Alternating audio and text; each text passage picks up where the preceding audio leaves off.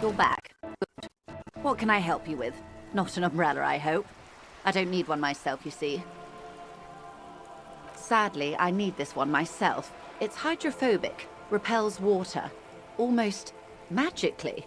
The company makes them for offshore platform personnel. Very sturdy. What I can do for you is answer some questions. Nothing like talking to pass a rainy day.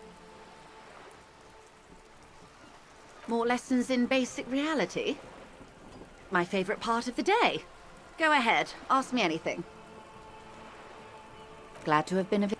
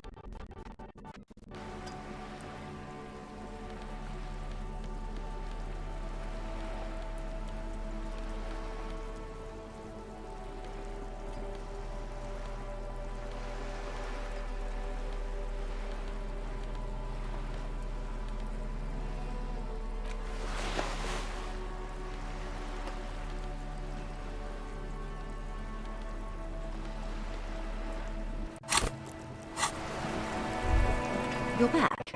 Good. More lessons in basic reality? My favorite part of the day. Go ahead. 6 kilometers southwest, in the Valley of Dogs, Junior Officer Chad Tilbrook takes aim at a rabid black dog licking its wounds in the grass. To his left, his partner, Emil Mullins, whispers, "You heard what happened to Tequila Sunset in Martinez?" "Yes, he lost his mind," Tilbrook answers, fingers on the trigger. "Don't worry, Emil." He pulls it out slowly. Slowly now. He'll find it again. We always do. You? You're an officer of the RCM. Preciso Mundo. Nothing more nor less than the de facto law enforcement body of post-revolutionary Revachol, detective. Yes, that means not de jure.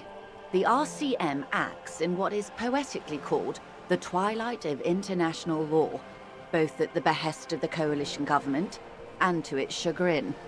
The RCM's responsibilities are defined by the Emergency, Wayfarer and Aliments Acts, 3 pieces of legislation keeping the city in a, let's be honest, laissez-faire stasis to the benefit of foreign capital.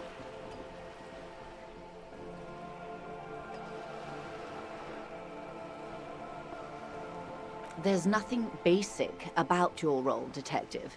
It's true that the RCM keeps everything the way our seemingly permanent, provisional rulers like it. Yet, on the other hand, I know these people. I deal with them daily. Let me tell you, dear, they are not fans of you. The post-revolutionary decade was a disaster for the coalition government. Revachol in the 20s was hell, especially on the west side of the river. Gang warfare, a botched privatization scheme, a nuclear pile meltdown. They called it the International Zone because no nation wanted to claim responsibility. The RCM restored peace where the coalition failed. A true blue citizens' initiative. They will never forgive you. So permit me to conclude with this. Who you are to me is the police, the only legitimate law enforcement authority in Revachol. And if the law officials of our nation need help with the basic terms of reality, well, then I'm here to help. Glad to have been of assistance. The little that I know. Anything else I can do? Everything. Right up to, but not including, trade secrets. I believe the official title is Senior Labor Negotiator. In practice, I'm a grocery clerk. I relay the union's demands to Wild Pines and return with Wild Pines' counteroffer. They're not. That's the problem. The union stopped all negotiations a week ago, after that awful lynching took place. Wait, she just admitted that the lynching and the strike are connected. Now they won't even let me into the harbour. There's a 2-meter 20 racist behemoth blocking the gates.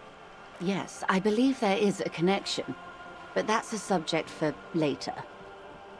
Oh, so you've met him. Has he beguiled you with his inane theories? Charmed, enchanted, put under his spell. They're nonsense. A load of tripe. But we were on the subject of the talks, I believe. Let's say I was not making the kind of progress I'd hoped for when I first arrived. I arrived 3 weeks ago. Yes, in the middle of February. The bay was still partially frozen then.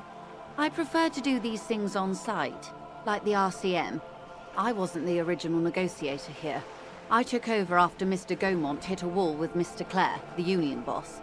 Mr. Clare refused to speak with Gaumont despite concessions he'd granted the union in prior negotiations. The union won significant concessions, including overtime pay and a medical plan. This time their demands are more, I guess you could say, aggressive. Ludicrous even. It's meant. Mr. Clare told him to... how did he put it? Fuck off, midget. Gaumont is short of stature, you see. Yes. Keep in mind, this is a negotiator Mr. Clare has worked with before, and who was more than fair with him and the union. There are leaflets everywhere, and banners. What did they say again? Oh yes, every worker, a member of the board. Most of the workers probably don't know what that means. In its defense, another said, demand democracy. Pretty tame stuff compared to every worker, a member of the board.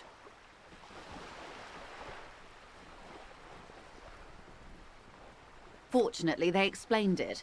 Every time the Wild Pines Group makes a decision about anything, it needs the signature of each of the 2,200 workers in its Martinez terminal. Just so you understand, this is but one of 22 terminals owned by Wild Pines. Essentially, not only are they kings of the company, they are also kings of the 72,000 employees of Wild Pines Group. They're having a blast. But how can they afford it? After 4 months, my assumption was they would prefer a more practical solution. I'm not sure. Naturally, I assume that was just their opening position, a hard-nosed tactic with a side of mockery. But there's been no follow-up, just the same nonsensical slogan repeated over and over again. And now, people are getting lynched, I hear. Behind the whirling in rags. A disastrous situation if there ever was one. Everard Clare is a man of the utmost integrity. If you can say one thing about him, it's that he always puts the interests of the workers first. Of course not. Everard is fantastically corrupt. I imagine he has a thick, viscous goo where you and I have blood. If you were to prick it with something sharp, you could see it oozing out. A knife, maybe? No. He is the most corrupt individual I have ever seen, and I deal with men like him for a living. If there is anyone more venal, more irredeemably nepotistic, then it's his twin brother, Edgar. Have you seen him? Edgar looks exactly like his brother, except for that lazy eye. He also talks exactly like Everard does, and when one's term as foreman is up, the other takes over. It's how they circumvent the term limits, you see, with a funny little switcheroo. While in office, they've embezzled God knows how much of their workers' dues. The Débardeurs Union was once a perfectly normal institution. 20 years ago, anyway. It must not have been easy to establish under the Emergency Act, but they did it. I can respect that. Organized labor at its best, as they say. Then something happened in the local chapter elections. The brothers Clare came and transformed it into a... how do you say? Or a mob. Sadly, Wild Pines have cooperated with what amounts to a crime syndicate for 2 decades. However much you feed the wolf always hungers. The scabs? You mean the huddled masses of Jamrock, come to plead for work where the union refuses to? Don't let her answer it herself.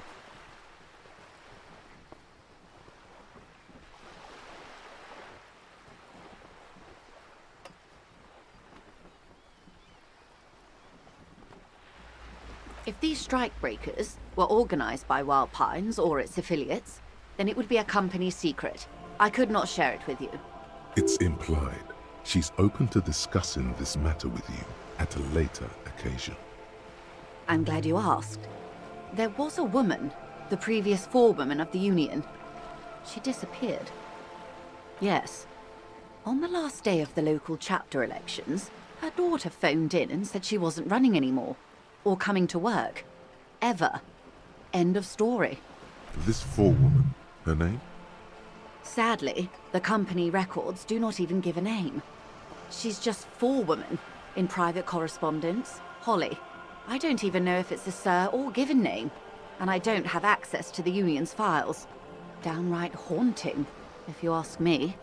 The Wild Pines suspected foul play, but what could they do? It was a Union matter. The point of the presentation is, these kinds of things happen around the Clares. Watch out when you're dealing with him. Of course. How else can I help? Quite a few things, I'm afraid. The information I'm to share with you includes sensitive trade secrets.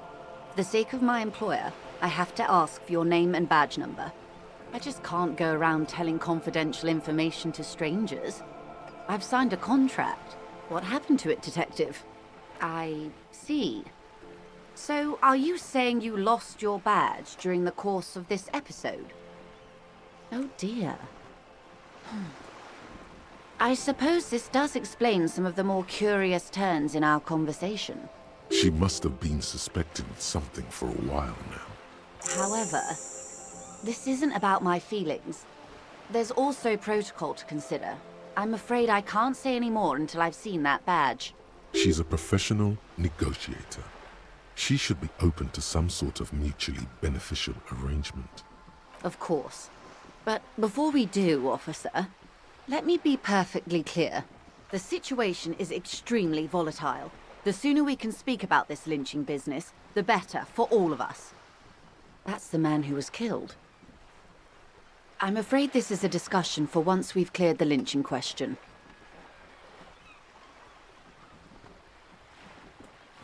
Better not tie the forestay to the backstay on this. I hope there is something else I can help you with. You have? And how did you like Mr. Clare?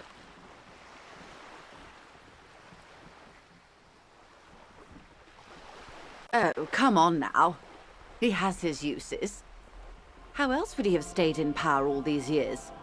Or wait, actually, corruption. That's how he's done it. Fantastic, Verne-like corruption, reaching into the bowels of the earth. Of course, I don't expect you to share anything he told you with me. I'm not a Verm myself. But if you felt like passing some information, how could I stop you? Are we not human? Are we not curious to hear another person's take? It's only natural. We would only be gossiping. Intellectually speaking, it would be quite interesting to hear what she has to say about these things. Tell her she'll like you for it.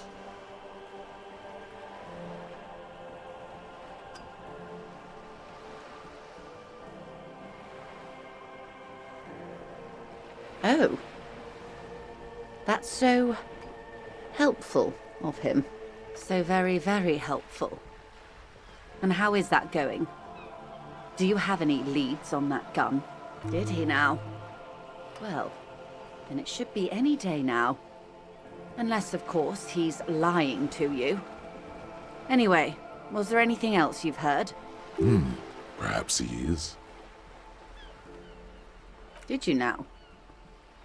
What sort of borscht is he making? The strike brew. That's a classic.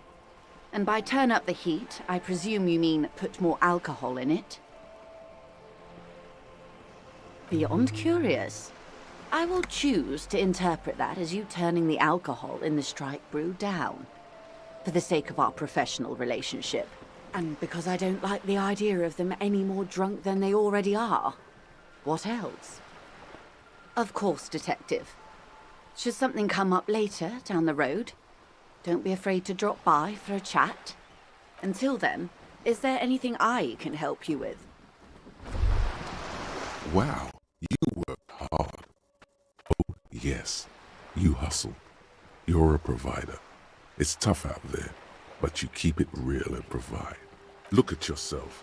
You're a human pedometer. You must have walked 200,000 steps down cracked asphalt, mosaic, sand, and linoleum after you re-emerged. That is the sign of a hustler who never gives up. The world is harsh and people are evil. You didn't make it that way, and you won't let it break you. You ride. That's just what it's like, life and death. But you got gills on your side, baby. Got those black papers with the faces of the innocents on them. You bring in the Franco-Negros and the Solas. It ain't easy, but you do it, day in and day out. You didn't make the rules, but you won't lose. You're a cop, and a sprinter, and a money printer. You didn't log that in as a donation either. You don't log any of that shit in. You're a straight rider. Sure. And has it been easy? Is life easy? Have you not gone into cardiac arrest? Are you not about to have an anxiety attack or shoot yourself in the mouth? But you still hustle 24/7, ride or die. Now, ask yourself, are you rich? That's right. You work harder than anyone. You almost rode yourself to the grave and you're still practically a hobo. Why is that? Boo-hoo. The system is broken. The establishment is keeping me down. That's not the fuck yeah attitude you're used to. What is this? Why are you so poor? Because of the taxes. G-Man's got his jam-covered sticky fingers in your pocket, stealing from you every time you buy, sell, walk, talk, fart, so much as sneeze. Aren't taxes almost non-existent in the Gossamer state that is Revachol? You and I both, but they got those indirect modes of taxation. Sales tax, excise duty, extraction tax. This tax that doesn't even have a name.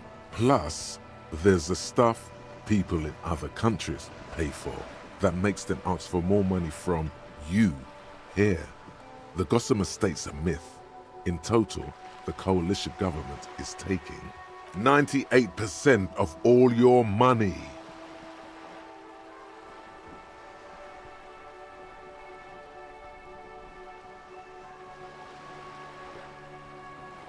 What are you, a racist? Don't be a racist. Be a cool immigrant, ultra-liberal free market advocate. Ride or die. Keep it street. This guy's appropriating the emerging Boogie Street lingo as part of his sales pitch for the free market economy. Here you go, hustler. Fight the righteous fight. Free the people. Keep it real. Keep it street. Keep foaming at the mouth furiously on the tax issue.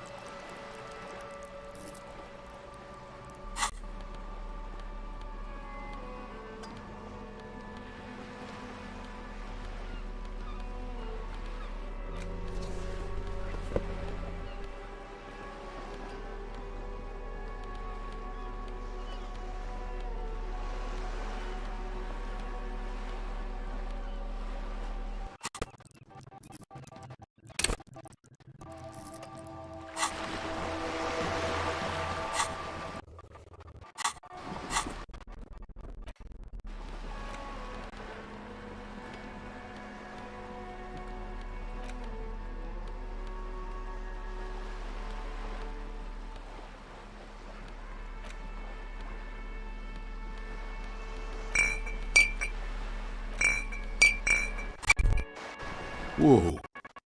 In your hand, Pyrrolidon, the double rainbow of synthetic hallucinogens, rare and gritty, a product of the age of atomic power. What a funny little cap. Don't let the scary medical warnings throw you off. It's an inadequate antidote to radiation poisoning, but a potent antidote to boredom. The container is warm to the touch. Or is that just the anticipation? You screw the lid open and look. A little slit on the side lets you just slurp it up. Like an oyster. Come on, slurp it. You suck a minuscule drop of extremely chemical-smelling liquid into your mouth. There, it seeps into your tongue. When you swallow, it's already almost all gone. It tastes like many things, all melted into one conflagration in the back of your throat. As you look around, the world slowly exists as it did before. Only now, gentle flames lick at its edges, as though it were a photo burning. No, of course not really. It's just a metaphor. The effect of that otherworldly drop of liquid is slower, more subtle than that of real flames, yet just as warm. Why not? This government-developed substance seems very non-intrusive. You could even operate heavy machinery. Fire machinery. Please don't actually operate any fire machines.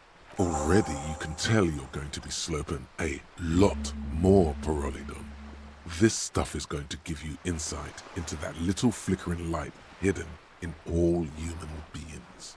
In the bottom right corner of the screen, there's a pyrrolidon button.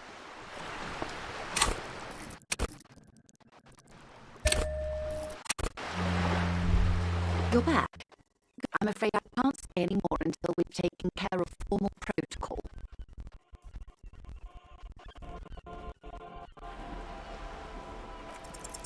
She's a negotiator. Just float a favor at her. I will be frank with you. If I'm going to break protocol, I need to be able to justify it to my superiors. They're going to want to see something very tangible. You're in, but expect her to drive a hard bargain. Reports from inside Terminal B suggest it's a hub for the local drug trade. This is an open secret in Martinez. The Union controls the terminal, so it goes to reason. They're profiting from this trade. The company has tried looking into this matter before, to no avail. Perhaps someone with your authority and resources might turn over the right stones. Or you can recover your badge. Though if I may be blunt with you, it sounds like that may be a lost cause. It's quite straightforward. Someone is using Terminal B to smuggle raw ingredients from the Samaran Isola into Revachol with the Union's blessing. Wild Pines has suspected it for years. Meth and dextroamphetamine, GBL and various synthetic psychedelics. Honestly, it might be quicker to say what you can't make from the stuff. Yes, after they clear the terminal, we lose track. The actual production is taking place at various sites in and around Jamrock Quarter, north of here. Yes, but you won't get anything out of Evrat and the Dockworkers Union. Still, every chain has its weak link. The handoff. The motor lorries at the roundabout. Precisely. Someone needs to move the ingredients from the harbour into the city. Once they reach Jamrock, they're distributed to a network of local manufacturers well beyond our grasp. But in transit, they're vulnerable. How convenient that they're stranded like beached whales at that roundabout. Perhaps you've noticed that a number of lorries are tangled in a traffic jam at the roundabout just now. Interview the drivers who are still hanging about. One of them might be waiting for a crucial shipment. Her irises are light green, like the river Esperance in bright daylight, upstream where it's clearer. I'll be explicit. If you find this driver, I will share company secrets with you.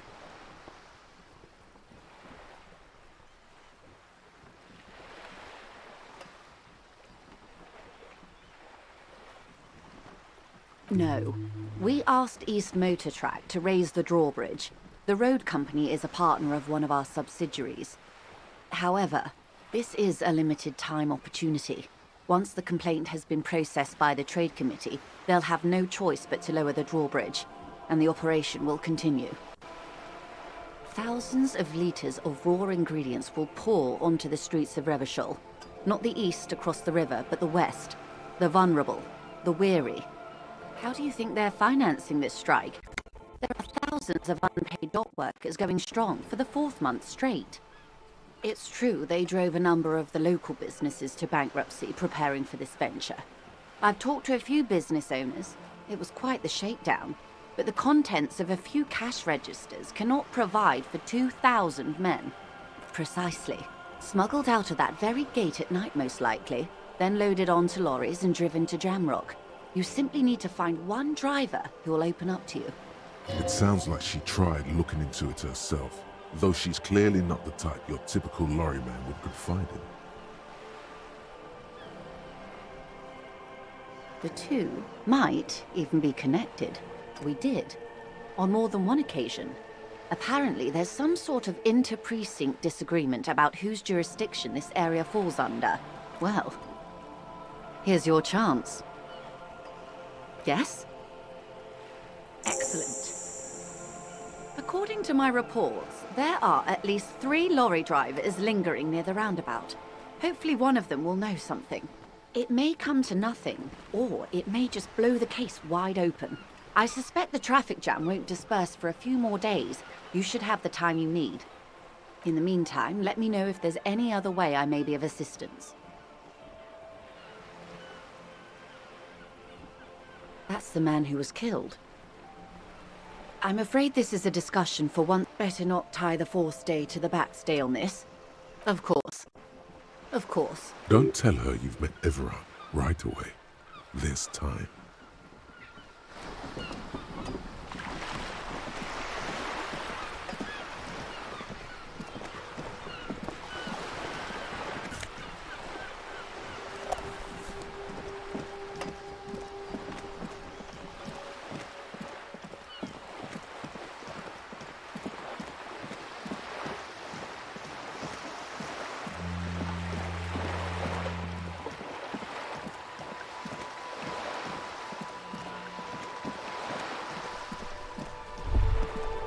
There.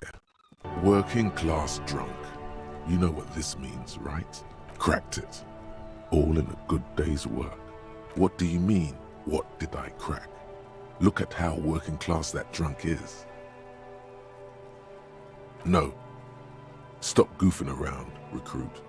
No, it's not. Yes. And you found him. Now go and tell the working class woman.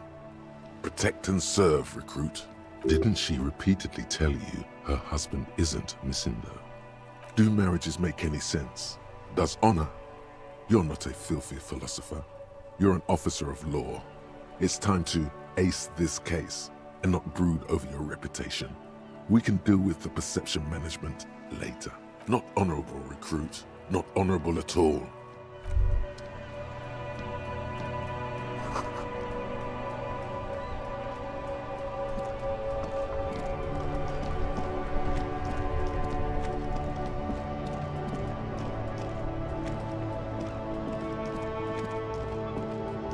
Everything's still cool here, officer. Only the coolest goods in Revachol. I've got sneakers, anything for you. Me? This man probably comes from Seaguy. Very cool. I like your stuff. You No hassle. There's a little of a hassle here. No problem here, officer. Wait. Humanix. Oh, he's a good guy. I think you'd get along.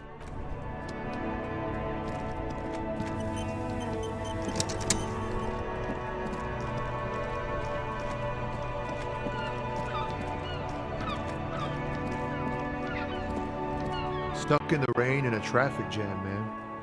What's on your mind? Ah, man. Me and narcotics go way back. Had some good times surfing the psychic waves of my own consciousness, you know? But those days are behind me. There are other addictions in my life now. Why the inquiry, my man? Just be straight with him.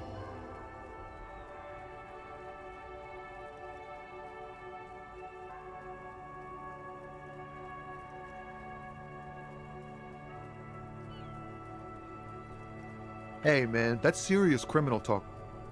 Are you trying to pull some sort of an entrapment thing on me? Entrapment. is a practice whereby an officer of the law induces a person to commit a criminal offense that the person would have otherwise been unlikely to commit, usually through some trickery, persuasion, or fraud. Not me, man. No way. I don't need any trouble. Shit's bad enough anyway. This jam's got folks up in arms, and I'm afraid it's headed toward a conflagration. Gotta guard the stuff. Bosses don't look kindly on missing cargo, and it gives me time to work on my rhymes. A rhymesmith? This is quite credible. It goes with its cadence and way of speaking. Look, man, I try to stay away from the criminal underbelly of Revachol. I'm a guest here. You really need to find another man to probe with those questions. We wouldn't say he's lying, sire.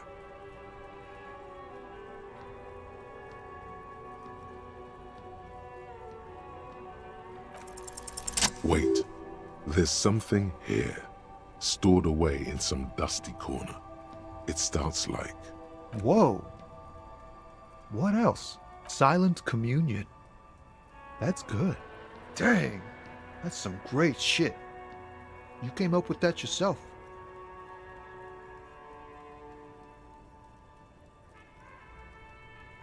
No matter.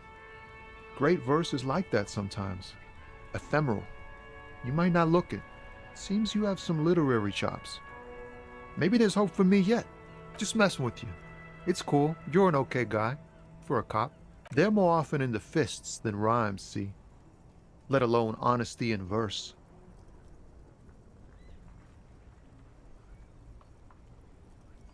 Well, you've given me some hope, I guess. Why does art inspire you so much? Excellent question. Art is a diverse range of visual, literary, auditory, and performative creativity. It's an expression of imagination and technical skill. Additionally, it's history, criticism, and pure enjoyment. In short, art is the highest form of human communication, representation, narrative, emotion, and agency intertwined. Have you looked in the mirror lately? You have the exact features of a savage art critic, with that beard and those clothes, disheveled and prophetic. Perhaps you should try to critique architecture too.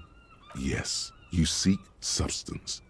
No vapid representations and reproductions of social mores as made manifest in stuffy biennials.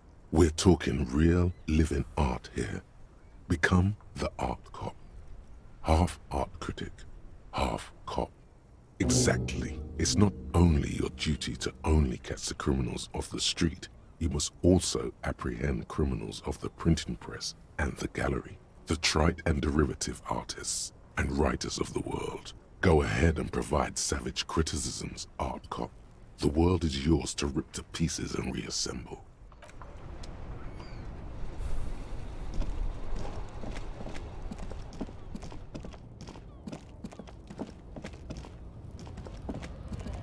Hello, compatriot. You have something to discuss? Drugs? They're shit, man. I don't let anything pollute my body. You know where that shit comes from? Sarah Miridza, Safre, Ilmara. They take the money from our local junkies here and then use it to outcompete us in the manufacturing sector. They know they can't beat us in a fair fight, so they have to get us to weaken ourselves somehow. It's racial sabotage, racial economic sabotage. I don't go for that foreign piss. Proper booze is made in Mundi. Or sometimes, I like a dram of that Yugograd vodka. Koikos and worse much, but they do no booze. Look, I'm gonna be straight with you since you're my kin. I don't know shit, and if I did, I wouldn't tell you. You're a cop. I'm not an idiot. What do you think? I can't leave the lorry unguarded. Stuff's been getting looted lately. It's those little kips sneaking around at night. If they touch my stuff, the bosses will be on my ass like ass cancer. There was a bunch of spilled boxes in the back of a big lorry nearby. Yeah, I knew that guy. He was an honest driver who loved this country. We were having a good debate about genetics at the Wheeling in Rags when some kip boys, smashed his luck and took damn near everything. Lost his fucking job over it. Since he left, I haven't had anyone to talk to. It's a fucking travesty, is what it is. Isn't it obvious? Fucking Sealang, that beady-eyed South Samaran. His little side business is a scam. I wouldn't be surprised if he was peddling drugs as well. Of course he's a lorry driver. What? He tell you he's just some simple businessman or some shit? He's selling his employer's stuff after he broke the seals on his Humanox lorry. His tribe are natural liars. It's in their blood. He's your man, all right. 100%. Guess so.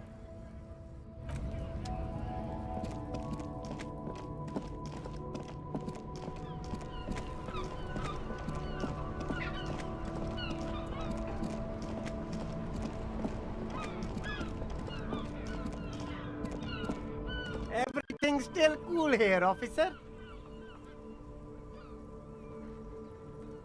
Me? This man probably comes. Very sharp, officer. Apricot suzerainty calls. Yes, apricots come from Sigai. My grandma used to grow them. Speaking of drugs, I don't go in for that, officer. Drugs ruin lives. Unless you're into drugs, of course. In which case, drugs are excellent. Mwah!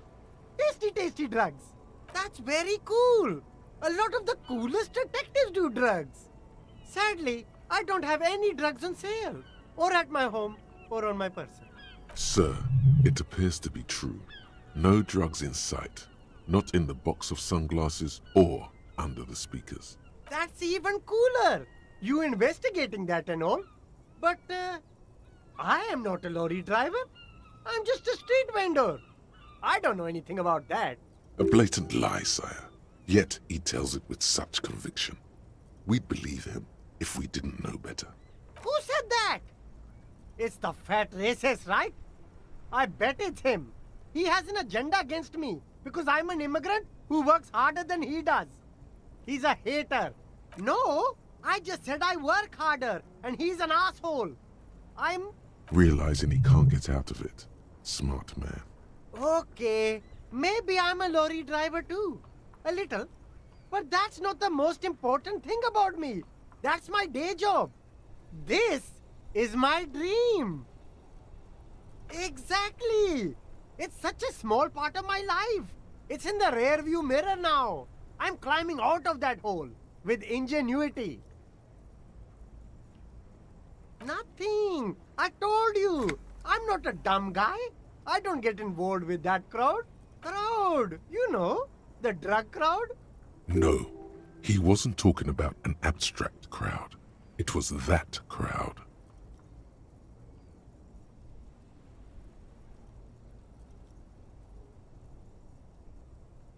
Okay, look. There's bad people here doing bad things. That's all I know. Please don't get me into this mess. I've been in Revachol for 15 years, working my way up. Here we go. There's a tiny bit of truth on the table. Zoom in on it. It's a she, okay? The other drivers call her the lady driver. You're better off staying away from her. The way they talk about her, she's no lady. Interesting. Could this driver be connected to the Hardy Boys? All of them. I don't know. I told you all I know. Are we cool now? I really want us to be cool now. He's aching to get back to his usual shtick. All this whispering is bad for business. I don't know. Maybe. If she is, I haven't gone near her. I don't get involved. He's not ruling her out. I don't know. All right. Very cool. Let's cap this off with a purchase. A pair of funky sunglasses, detective. You deserve it. And I deserve it too. Don't you think?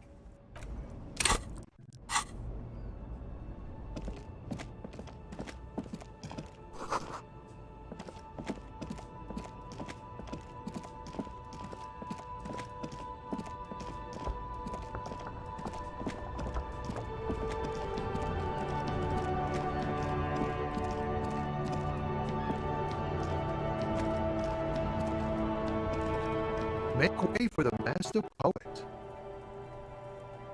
I don't want to talk about that.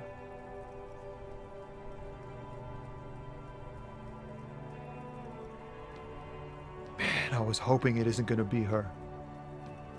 All I can say is, she isn't around here anymore. She isn't some evil drug trafficker. And I don't know where she is.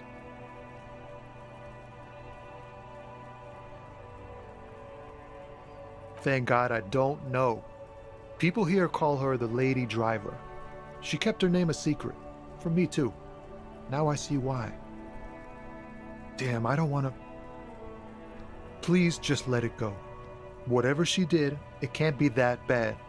She's not a bad person, I know that much. That's how it always is with you, isn't it? All part of the investigation. The girl's troubled. If you hunt her down, she may not survive it. I can't have that on my conscience. She's got the darkness in her. That young person's darkness when you think it's all over. And you're looking for a way out. Yes. Which is why I don't want to snitch on her. I heard the rumors. I saw the other drivers looking at me strange when we talked. And she told me too. That she's had a violent life. But I wasn't afraid of her. More like for her. Well, it looks like it did now. But we didn't talk about that. We talked about life, you know? She talked about her mind. Fuck, man. Go grill someone else with these questions, okay? There are plenty of drivers here who couldn't stand her, or were afraid of her. They'd be more than happy to rat her out. He's right. There are other options. The raceman, for one. The grey-haired woman. Maybe she knows something. Wait, this guy says they're friends. Then, acquaintances. And he's okay with others ratting her out? Fine. I don't want to be a butcher. And I don't want to be a knight either. I just want to be a person who can sleep at night. A little fame wouldn't hurt too. Thank you, friend. Wow, this makes me feel like I should pick up smoking again. Would help with my rhymes too.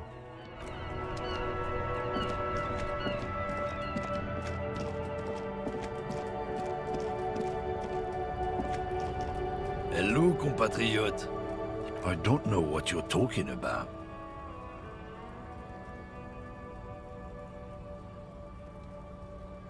He did something. He stole his employer's goods and another honest lorryman's job.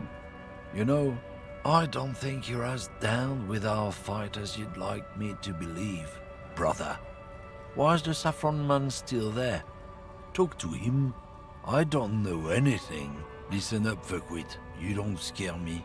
You cops don't run Revachol West. You don't run Martinez. You don't run anything. You're useless. I ain't saying nothing. Isn't saying nothing saying something? Or did I just blow your mind?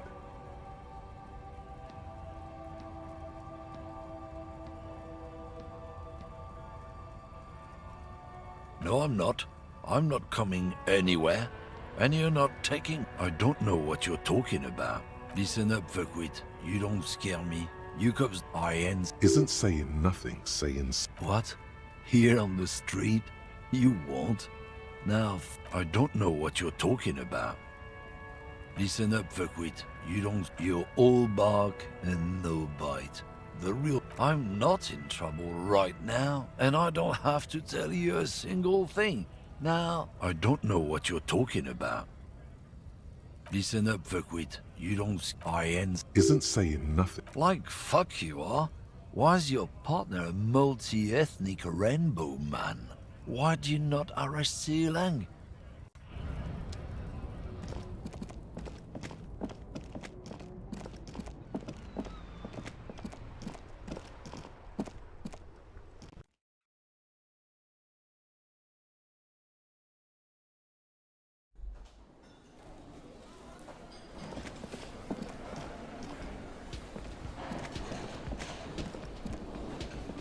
Oh, hello, dear. There you are again.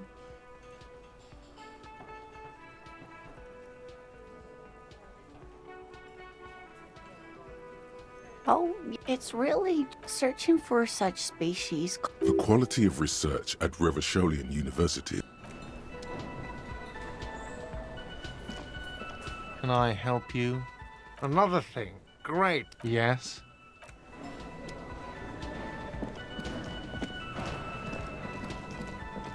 The man ponders.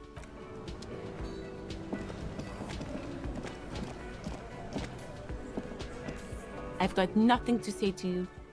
Why?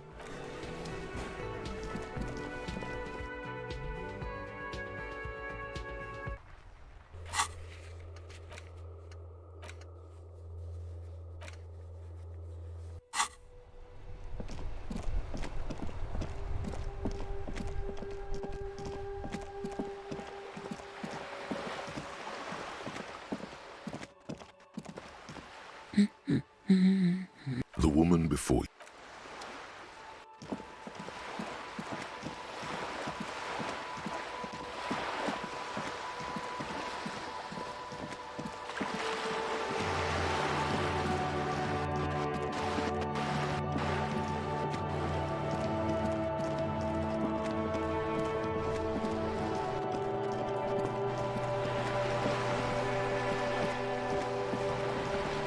You're back. Good. Word has traveled, yes, but nothing of real substance has surfaced yet, I gather. Wild Pines has eyes on the intersection, but not ears. One of the tall buildings overlooking the roundabout. It would give them a read on the entire quarter. Until you come up with something at that intersection, the two might. She simply nods. Until you come up with. She simply nods. Word has One of the tall buildings overlooking the roundabout. It would give them a read on the entire.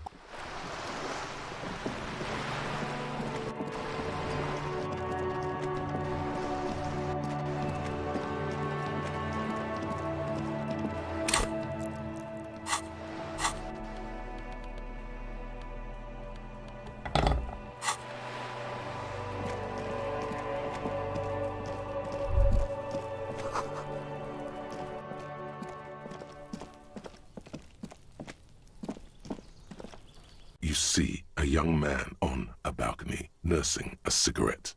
His eyes have been following you for a while. Not looking for any trouble, officer. It's the voice of someone who has something to hide, my liege. I don't want to be seen talking to the gendarmerie if that's okay.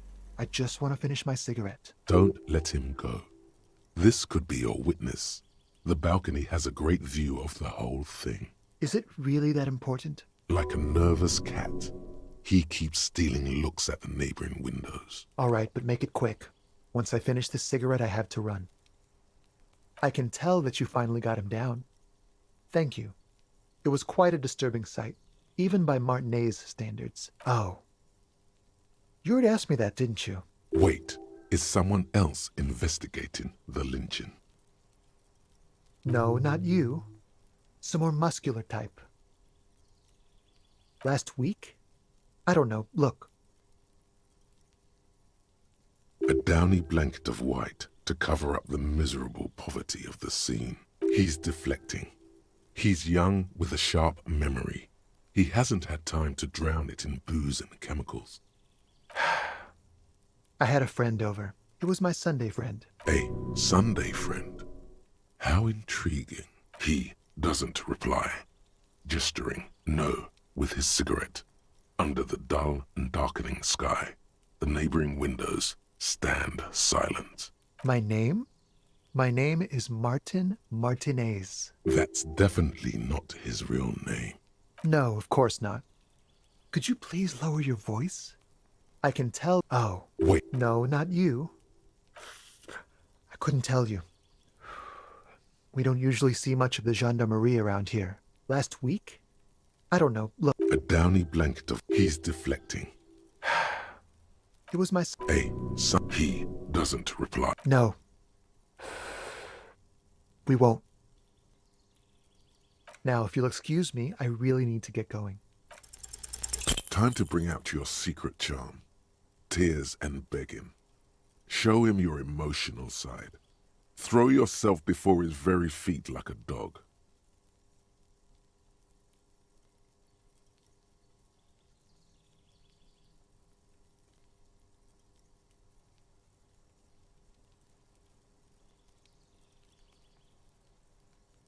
Trash? Listen, I really have to go. Good luck with the investigation.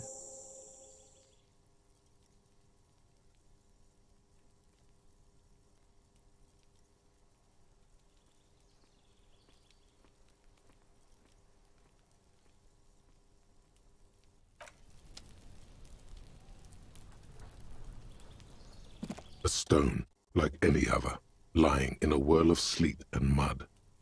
Maybe there's something under it. There's a key beneath it, rusty from the dirt. Looks like it could belong to the building's front door.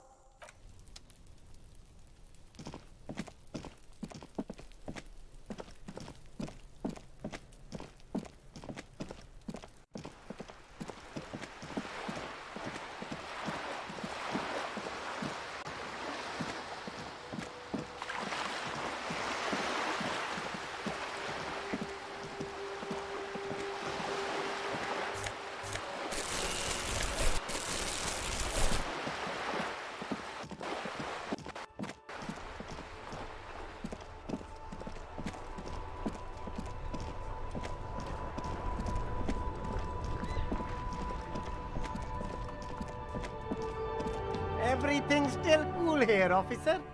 Me? This man Very cool.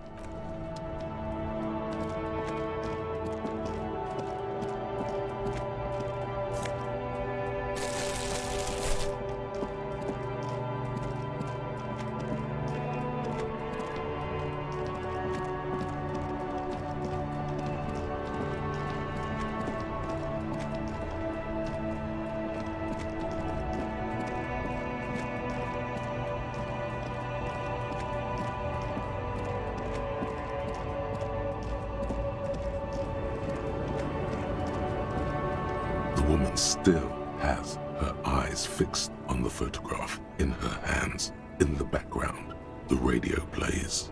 Where am I? Who are you? Never mind. I remember now. I'm still stuck in that traffic jam in the 50s. Back in Methka, during the time of the revolution. The sidewalks and cafes are filled with young people. I was on my way to see a new Boyadero picture starring Gabriel Buenguerro. Until you came along, that is.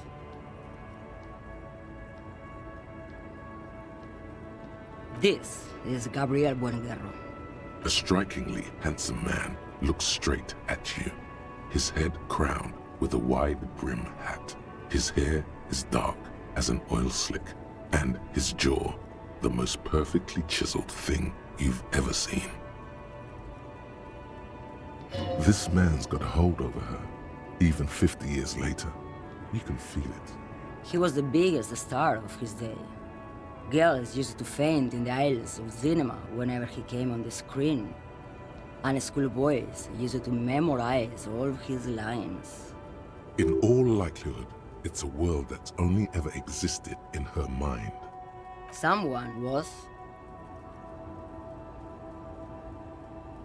I wasn't dreaming. I was there, Loman. It was early spring, and the man behind the black sun had just come out.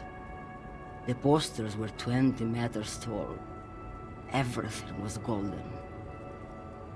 While you, people, were tearing each other apart over your petty little revolution, in Methk, it was a golden age.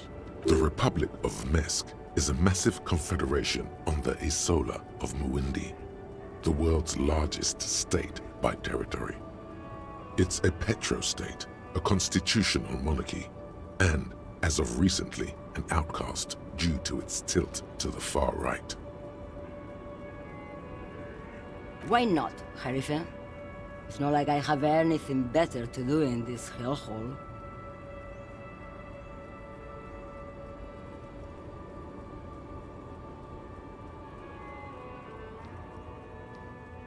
Did you just call me a lady, Harife? She clearly doesn't think she's a lady. I'm not that either, Herife.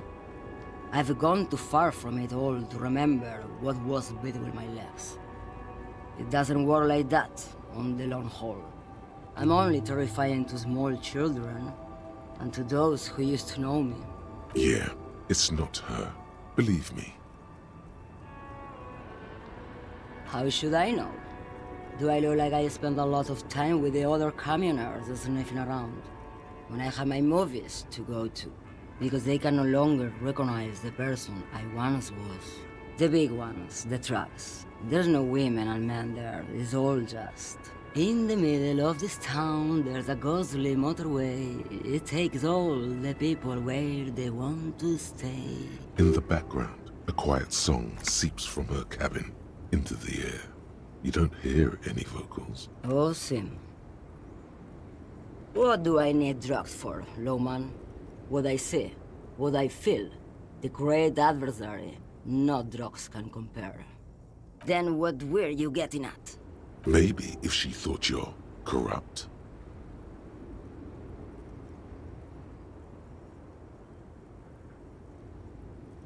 You're man, Lowman. What of it? Maybe. Probably not. Makes no difference to me either way. Just this month, I made half a dozen trips from Saramiris to Grad on the U41A. What do you think they take from Saramiris to Grad, Lowman? It's diamonds, Lowman, obviously.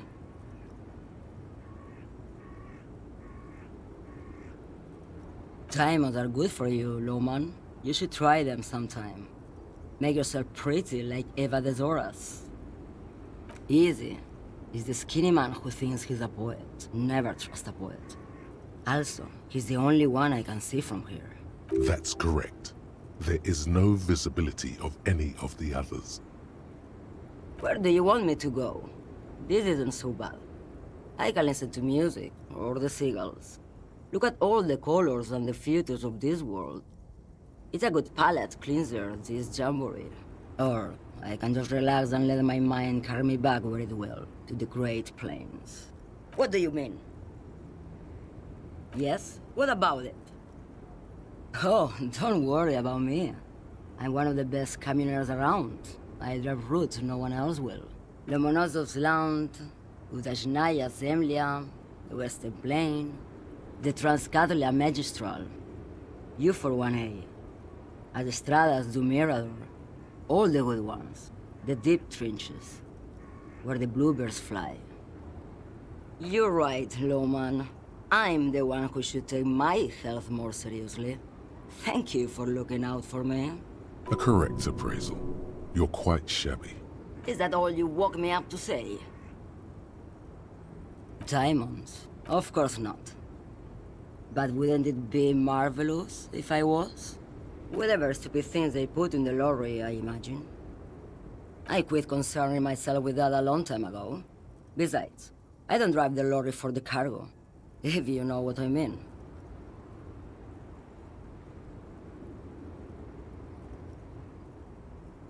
She says that as if something narcotic is the real reason.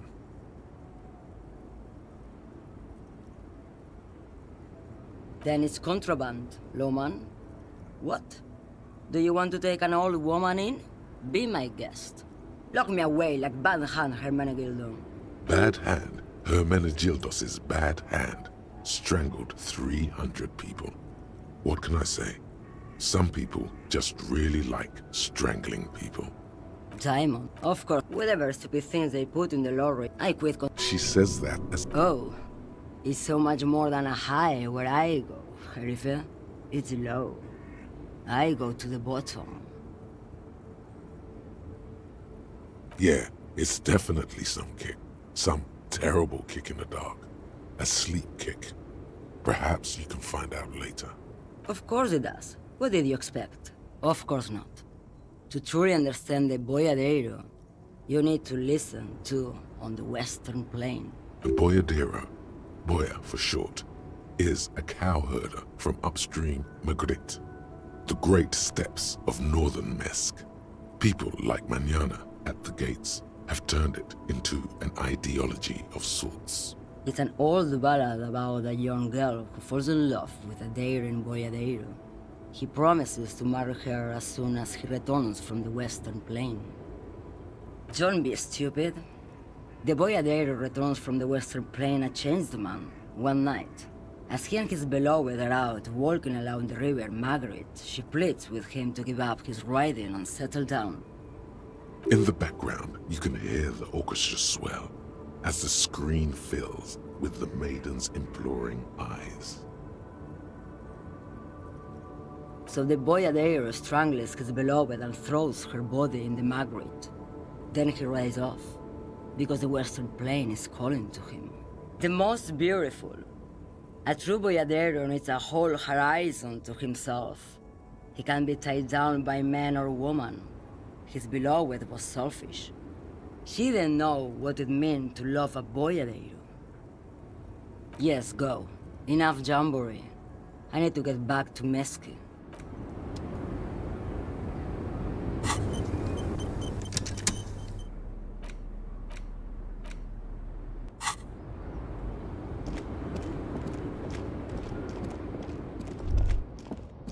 A Stars Ryko, one of the finest Zhimsk-made motor carriages.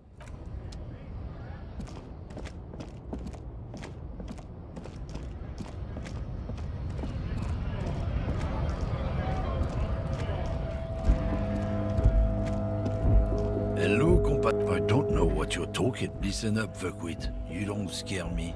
Ian. Isn't saying nothing. What? How about you fuck off? I ain't saying anything.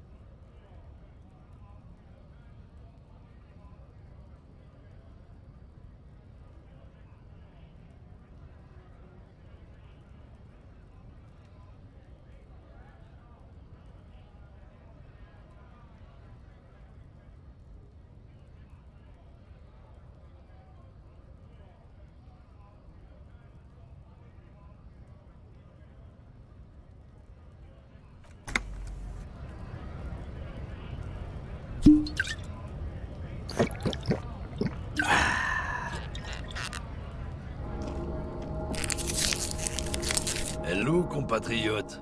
You have something to discuss? The main thing is to not overdo it, even when you're trying to scare someone.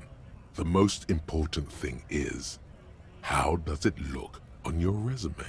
And, of course, what social sensibilities you're bringing to the table. Remain sensitive. People are watching. make me run it. Stop now. Just ask the other driver.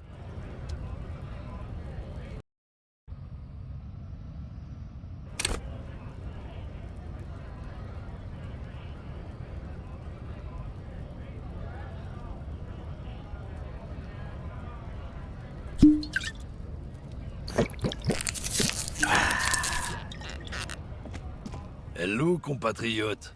You have some... Men like this only respect two things: strength and fear. Time to turn up the volume. Fuck. There.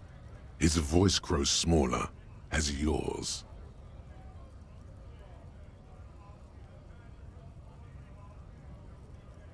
Look, fuck you, man. It's some lorry down there. Green, banged up thing. I don't fucking know who she is. I don't know. I don't even know her name. She just rolls with the fleet and acts like a big shot. Some dyke, probably. I haven't even seen her for days. Past the monument. Down there. The Green Temple.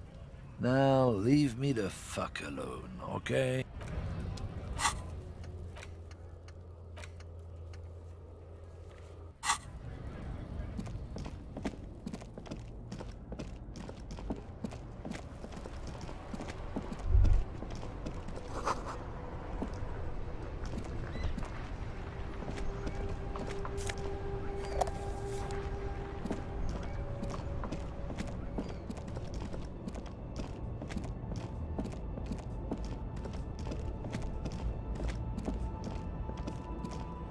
This screen found, A to Z, Contemporain, is parked in the shadow of the ruins looming overhead.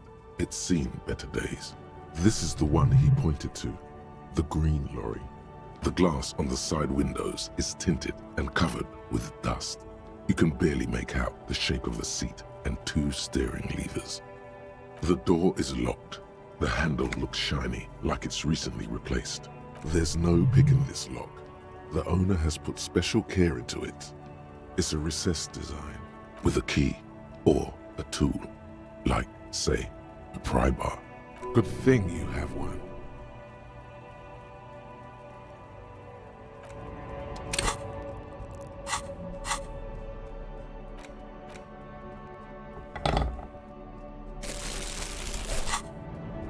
This screen found, A to Z, Contemporain.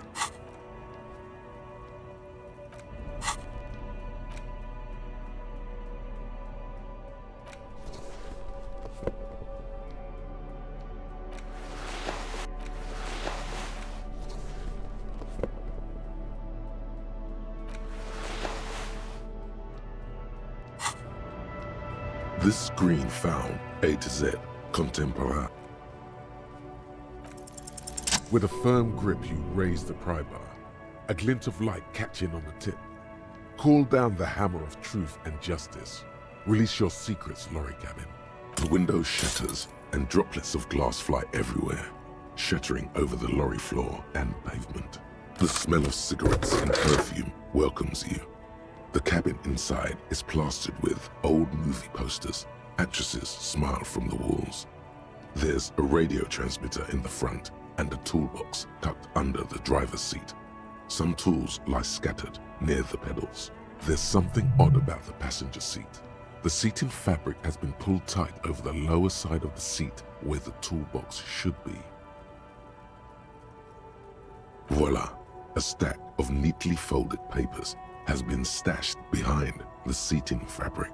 You see 3 maps depicting a large metropolitan area. It's Revachol. Some of its routes and highways have been outlined with a pen. This large map displays the elevated motorway called 881. The intake leading to Martinez is marked with a blue X. There's another X on the off-ramp at a place called the Old South. Toll booths at the intakes are marked with a circle. It looks like there are scant few ways of getting onto the elevated motorway that runs over Jamrock. And this person knows them all. There, hundreds of thousands of motor carriages roar on the 881, high above the massive brown and red roofs that is Jamrock. The commuters don't even look down. The world ceases to exist outside the windshield. To Coron, through the middle-income neighborhoods there, by the river, and then to Stella Maris and La Delta for work, while the men and women of Jamrock scuttle to their fates below the road. This municipal map from the 30s displays a complex system of storm sewers underneath a sub-district called the Pox, old military hospital, right adjacent to the 41st precinct. Wind rips through the empty hallways of the once great military hospital, now just a ruin under an overgrown park.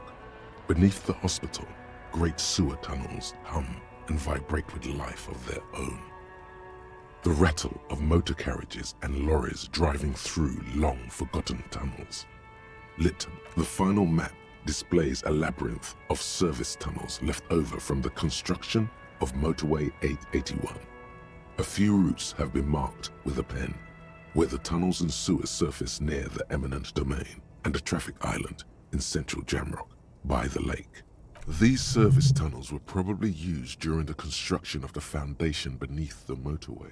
Despite the cold, figures move about cloaked in shadow, their breath escaping in white clouds that fade into the darkness. Wherever you look, the night gives cover to her messengers. They travel from eminent domain to perdition and onto the main, over the River Esperance, on Route 881 to the Old South. The exit ramp is supposed to be shut down, but there's much activity. The road spreads like the tentacles of a great octopus. Looks like the smugglers have infiltrated the road network belonging to East Motor Tract. The cluttered cabin of the abandoned lorry offers no reply. If only Lieutenant Kitsuragi were here to help you piece together the evidence. You stuff the maps back under the seat cover. Better not to leave traces of you being here yet. The movie stars look silently by. A metallic drawer slides out from the seat. It's empty, except for a folded newspaper. It's an issue of Périphérique from last Wednesday. A piece of paper falls out from its pages. It looks like an article ripped out from a radio enthusiast magazine. Complex mathematical equations explain the basics of something called the Ulan frequency system. These formulas look oddly painful. Maybe it's the hangover, but they give you a headache.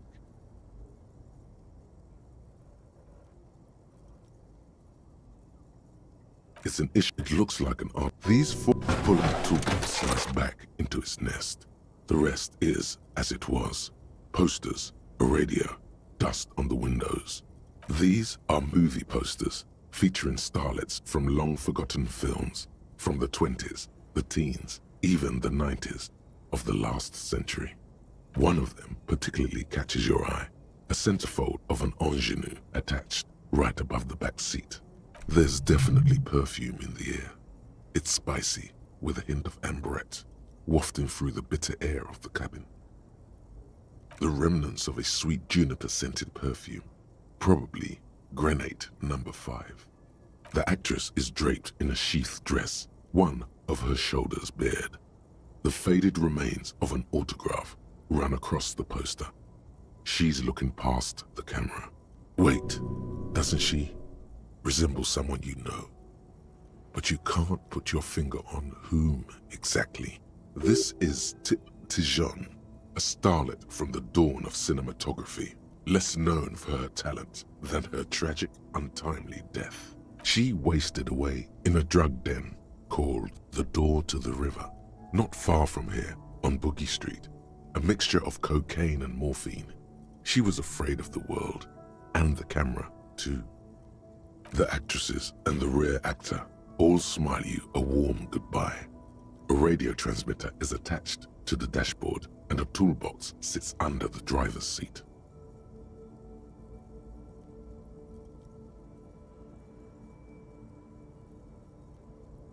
Looks like the frequency dial is absent. It requires a key to work, but the key has been removed, likely by the missing lady driver. The peculiar frequency tableau indicates that at least 128 stations have been saved on this radio. It has to be an advanced model to fit so many frequencies next to each other without blending them together. Doesn't look like it. Unclear. For contacting an entire fleet of lorries, for example, this must be the nerve center of a well-organized operation. Not without the dial key, no. The smell of 1,000 cigarettes, some dead actresses, and a rusty old toolbox under the seat. You wedge yourself under the steering wheel to get a better look. Seems like the few tools lying around here, a hammer, a pair of pliers, a rusty wrench, have been casually thrown there by the disorganized driver. But one odd detail does catch your eye. A piece of sandpaper has been glued to the throttle. Sandpaper adds extra grip, matching one of the footprints found from the crime scene, which means that the missing lady driver was present at the lynching.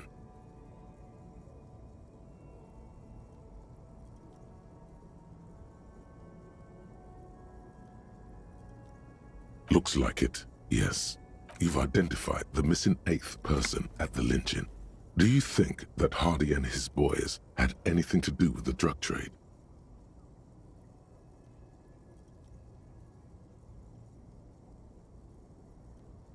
You should probably still talk to them, see what they've got to say for themselves. The movie stars are still smiling from the walls. But there's something strange about the passenger seat. You close the rusty old lorry door. Your job here is done.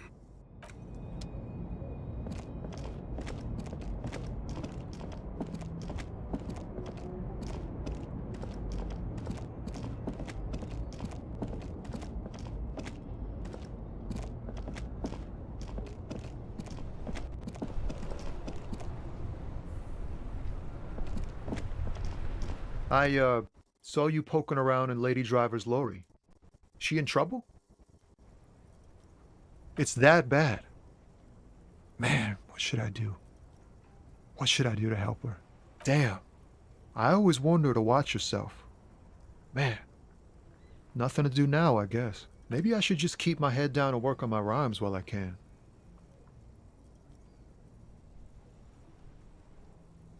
Oh, you know. Tommy Leham's gonna be a musician. Sprechgesang, but with beats. I've got a lot of free time on the road to hone my craft. The correct grammar is Tommy Lahom. Tommy Lahm was taken. My real name's Jerry Lafitte. Tommy's way better.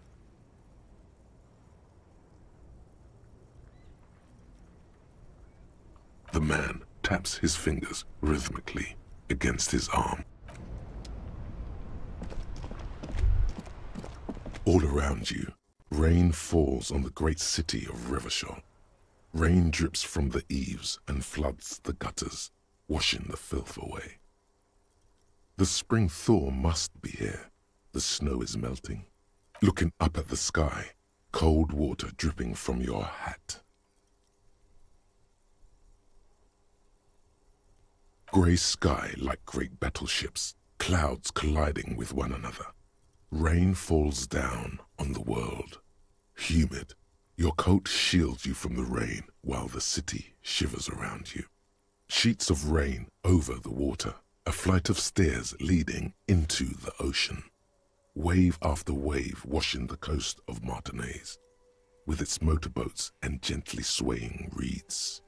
The ruins of a half-sunken sea fort crumble on an inlet beyond the Bay of Revachol. Ghosts rise into the sky. Urban coastline, rain dripping off Eternite-covered roofs. Cinder blocks left over from half-finished construction. A defunct research and development building, once seized by revolutionaries. An old wooden church stands on stilts above the water. Coal City, end of all lines. Your hair is an oily mess flecked with ash from neighboring coal plants. Smokestacks rise somewhere in the distance. The great gates of the industrial harbor are locked. A A chill runs down your back. You shudder like an animal trying to shake water from its hide. You shudder, looking down at your feet. Dirty rainwater runs veins into the plaza's snow. 2 green snakeskin shoes stand at attention on the mosaic paving of the plaza. Capeside apartments. Tower blocks crowd one another. 4.46mm bullets still lodged in their war-torn stone walls. Hallways collapse from the mortar hits of a war that was lost long ago. Clotheslines go to waste in the rain. Radios play. The evening news. A yard. Rain falls onto the roof of a woodshed. The lingering odor of decomposition mixes with that of damp soil. A traffic jam. Rain thrumming on the roofs of motor vehicles. Inside, drivers watch water streaming down their windshields. The statue of a king shudders. He too is cold. The canal bridge has been raised. The road ascends. A raised motorway loops above the ghetto. Beneath its concrete columns, a sea of rooftops, woodwork, and tar stretches northward. 4-story buildings as far as the rain can fall. The snows melt in Jamrock. Revachol is the capital of the world. Jamrock is the capital of Revachol. Droplets form on your eyelashes. It's home. To be in Martinez, where no one goes, at the runoff point of a long-forgotten canal, in the whitest part of town, in the shadow of the day the revolution fell. Standing in the rain, looking north, where Jamrock Rock City stretches inland, in the rain-swept distance, above the rooftops of Jamrock, a repurposed silk mill stands perched above the motorway exit. Precinct 41 hunches in the rain. Your vision blurs. You wipe your face with your hand. The rain stings your eyes, making you look up and blink. Coalition aerostatics hang like apparitions under the cloud cover. Way up there, where rain forms, rotors flutter silently. Your sight clears. Collapsed storm drains, old sewage systems flooded with rainwater. Hidden weapon caches from the revolution. Doors leading down to Le Royaume. The catacombs to which, for 3 centuries, they delivered the blue-blooded dead. These spring thaw will not last. The winter will return to Revachol.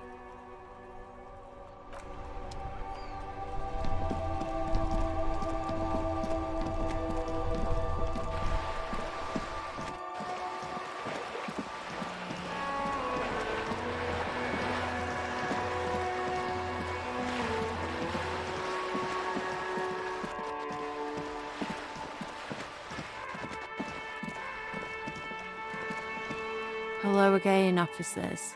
Have you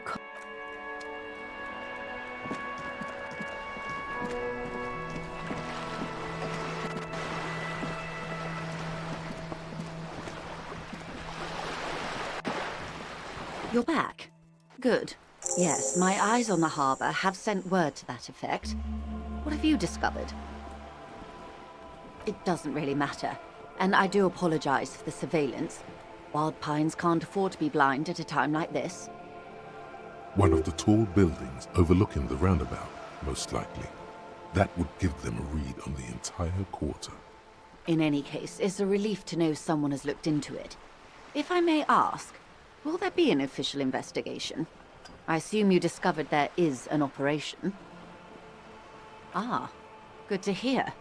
I wouldn't want to pry into a confidential police matter, but in the event you'd like to share more, I would like to know who it was.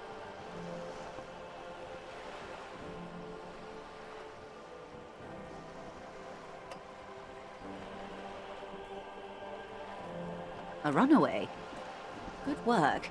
This is a tangible lead towards solving the whole mystery. We contain multitudes, do we not? It might not be pertinent to her profession, but who knows?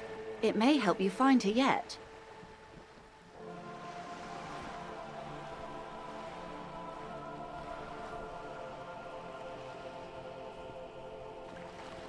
first-rate find. That should tell you all you need to know about their network, I would imagine. So this goes beyond Jamrock. At least you now understand the gravity of the situation, and those maps should prove very valuable indeed.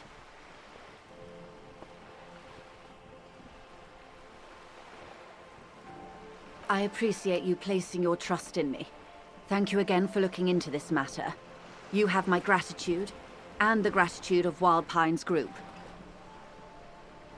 Now, per our original agreement, it's time for me to share company secrets with you.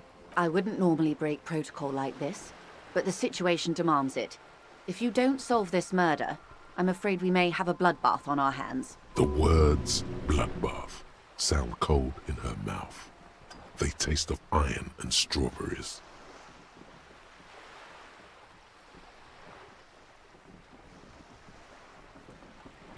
I have an indirect role to play, I'm sad to say. My employer experienced a momentary lapse of faith in me. In that moment, they elected to deploy a private military contractor as an insurance measure. They called it my security detail. They were dispatched after I relayed the union's initial offer. A member of the board. I tried to convince my employer it was simply a piece of rhetoric or a joke. They did not appreciate the humor. Absolutely not. These mercenaries are muscle, pure and simple. They are meant to intimidate the Union into surrendering. Crenel, an Oronese military company. As far as I know, 3 arrived in Martinez. They report to me sporadically, but they do not answer to me.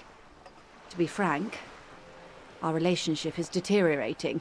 They wear ceramic armor, have semi-automatic weapons, and years of combat experience. They also have trauma and stressor disorder, and no idea how to conduct themselves in an urban civilian environment. The story is, one of them, the Colonel, I don't know his real name, sexually assaulted a local woman while he was drunk and separated from his unit. This allowed some of the more militant Union members to subdue him. He was taken out behind the whirling in rags and lynched last Sunday night. Nothing. Mr. Clare refuses to let me into the harbor. I have not been able to discuss this matter with anyone there. The remaining 2 Crenel contractors carry out their orders, for now. It's a smokescreen. In secret, they are conducting an independent military tribunal into the lynching. Once this investigation is concluded, executions will follow.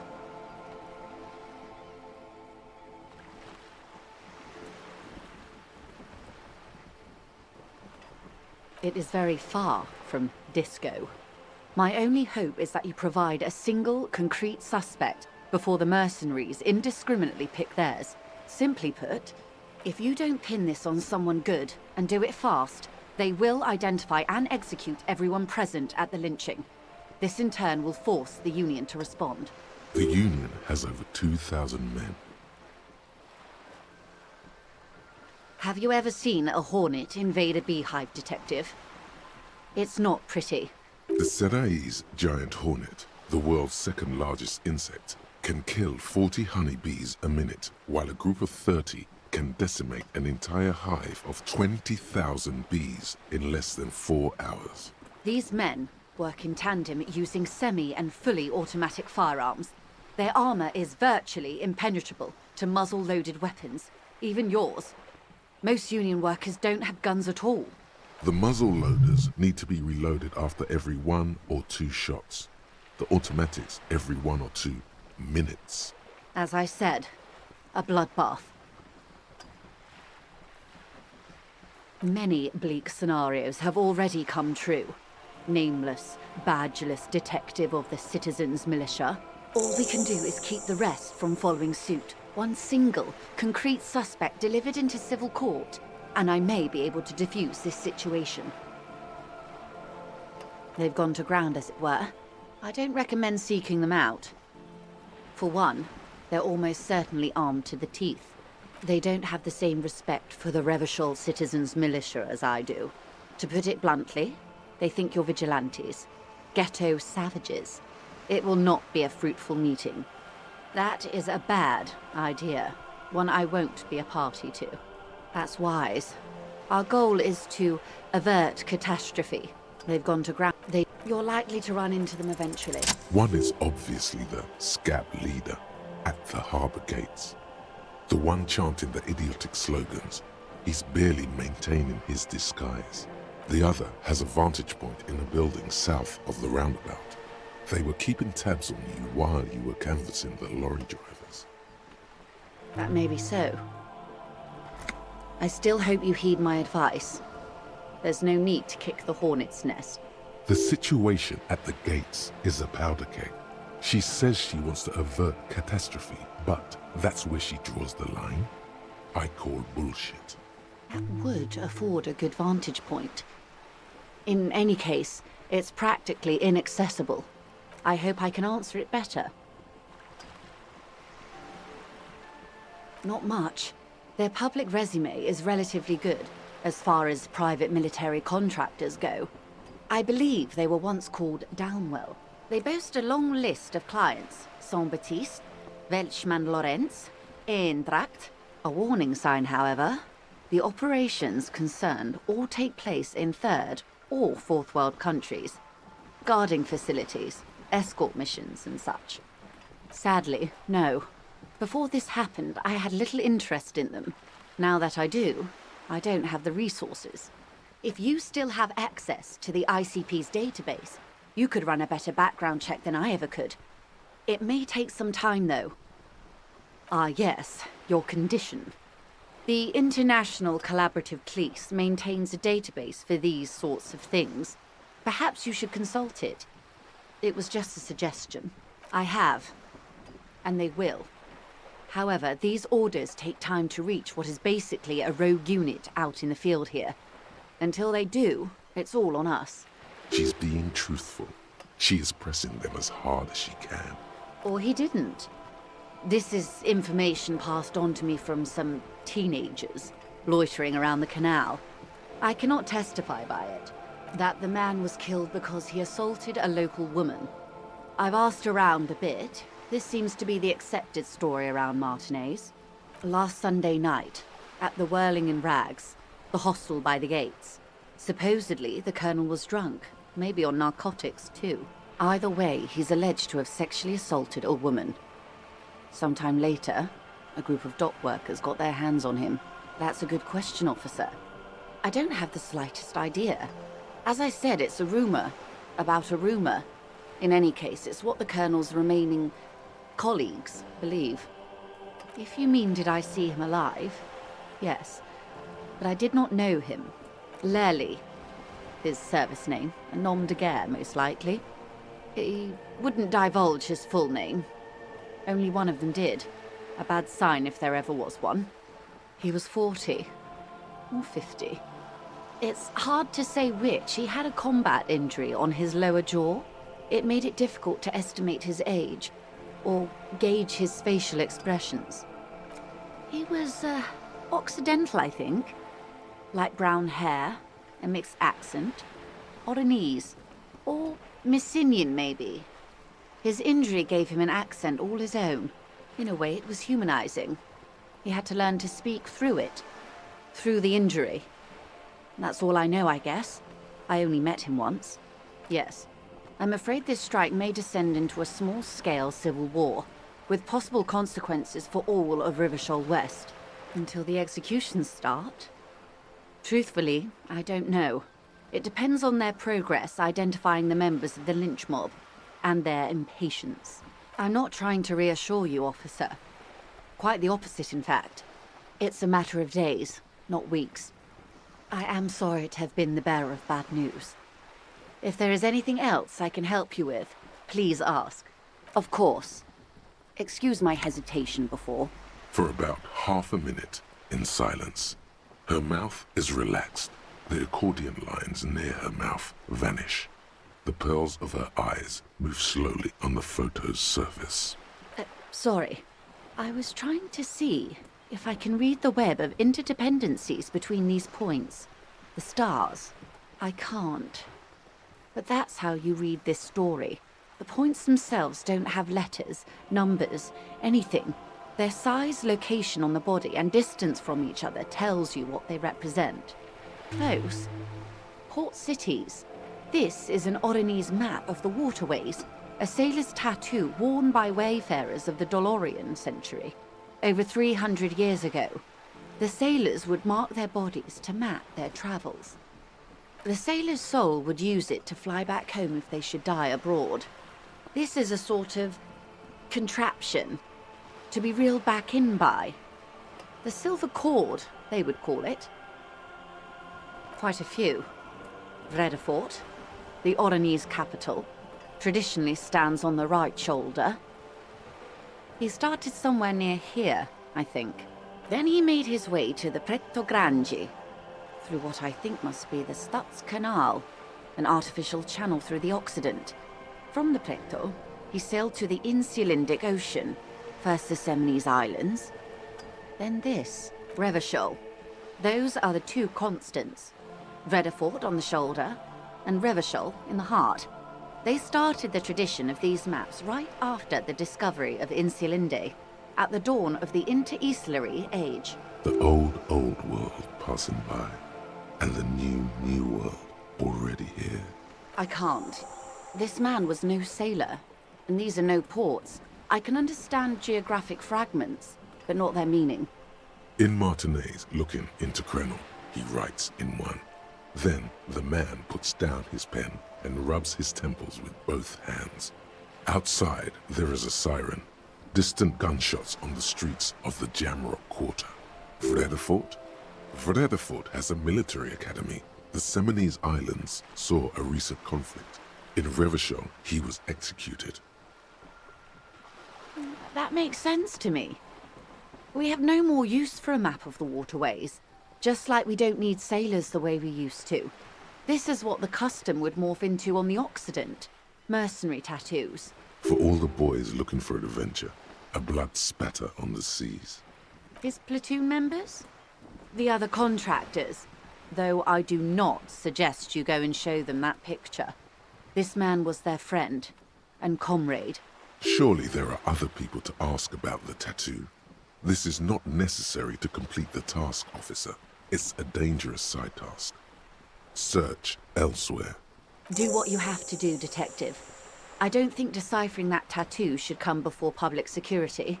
But if you should wade into the mob to find out, I couldn't stop you. Is there anything else I can help you with?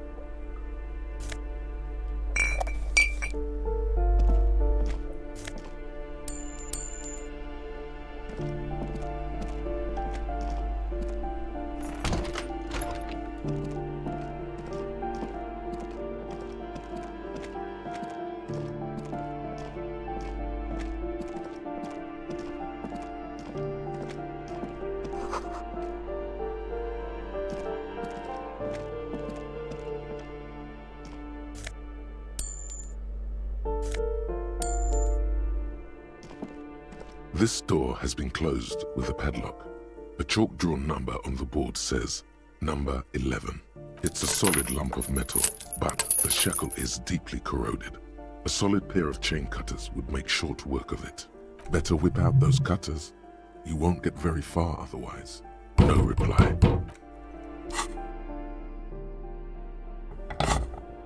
This door has been closed with a padlock. The shackle snaps like a twig, and the lock falls to the floor with a little thud. It should be possible to enter now.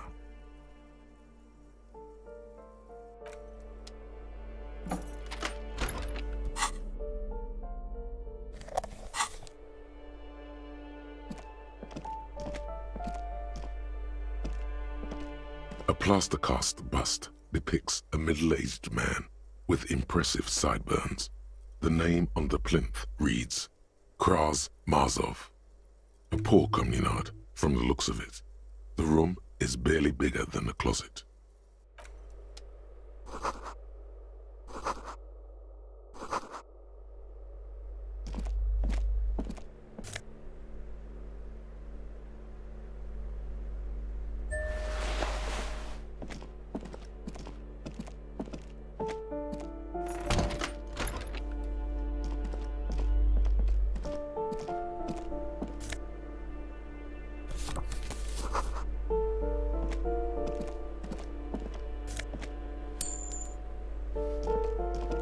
You hear someone walking around inside, rearranging the furniture. The number on the panel says 10. The walking stops abruptly, but no one comes to the door. Sounded like a woman. A woman's shoes. A poor communard, from the looks of it. The room is barely bigger than a closet. Do I have to open the door? Do you have a warrant? I'm not obligated to open the door if you don't have a warrant. It's generally easier to do things if you have literally any reason.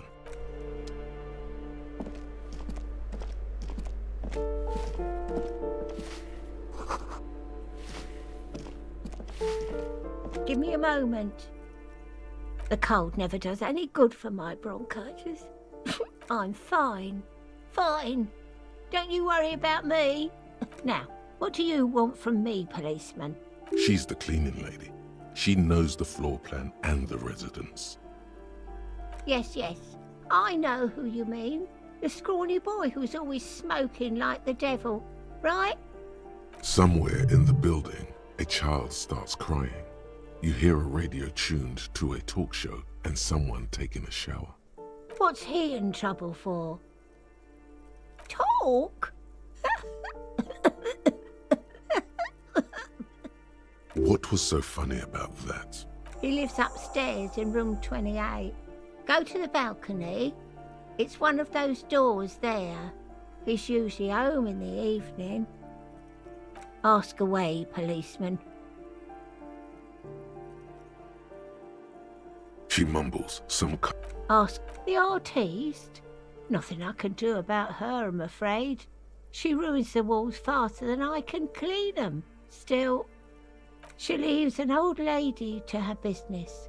More than I can say for others. Oh, that one is a scientist, a future scholar. I think he studies astrology at the community college. Education's good. I always tell them to study. Something to do with all those stars around his door.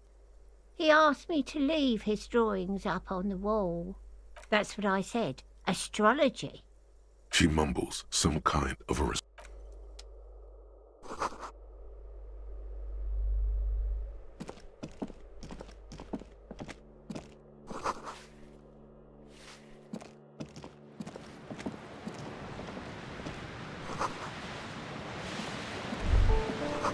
A shift in temperature. The air chills around you. Dust settles on the stony floor. A former architect stands before a slice of window, a room plan in her hand. A cold wave has made the air in the building stand still and frozen, with temperatures falling down to -20 degrees Celsius. Faint pencil lines on paper depict the same place, but a missing eastern wall connects the room with the neighboring apartment. Ideas for arranging the furniture have been jotted down. It's clean and empty, with new tapestry embellishing the walls. A standard HB graphite pencil has fallen off a three-legged stool in the middle of the room. She had an eye for beauty.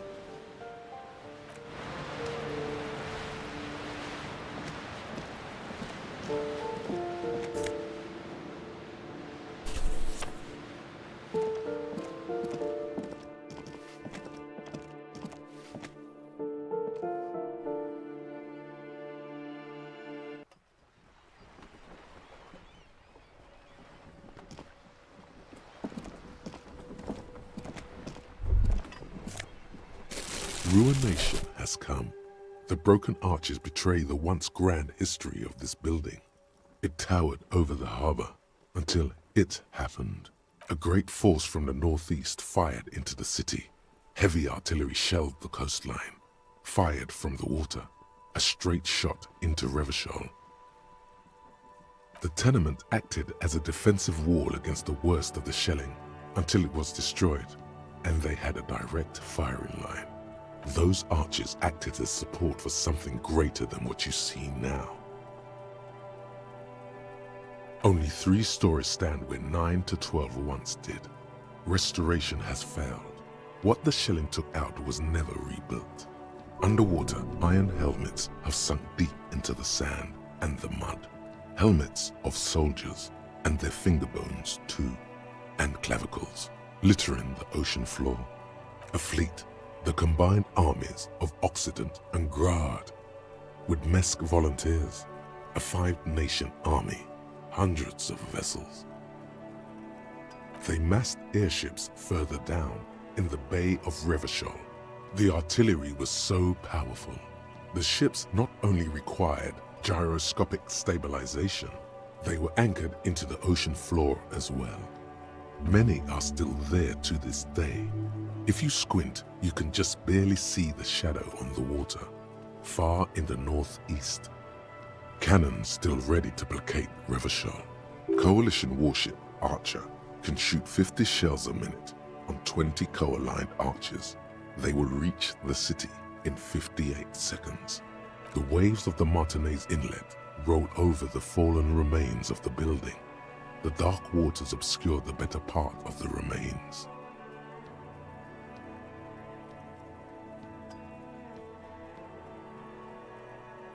What didn't fall into the ocean was used as scrap. What wasn't used as scrap was thrown into the ocean.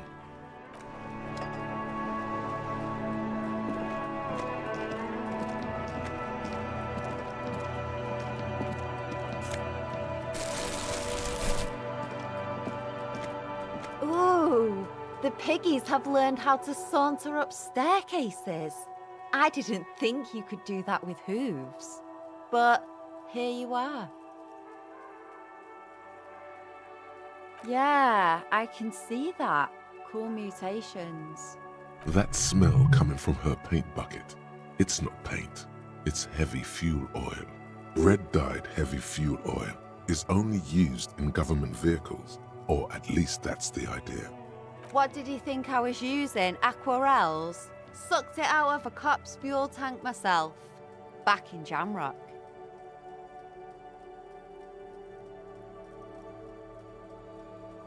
Something to think about next time you're driving around in your pretty little piggy carriage.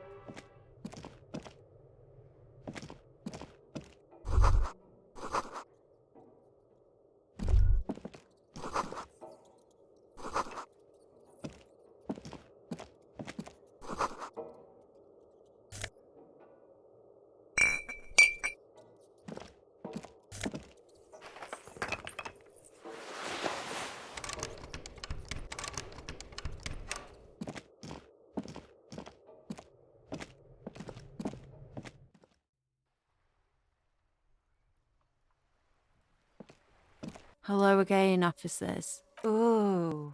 Not only have you found my address, you've discovered my biggest secret. I'm a coal miner. She does have eyes that seem to be smeared with coal. Yes, I keep hoping a shaft will collapse on me, but somehow it never happens. Does anyone in a city like this? It doesn't have to do anything at all. Nothing does. Like me. Right now, I'm doing nothing at all.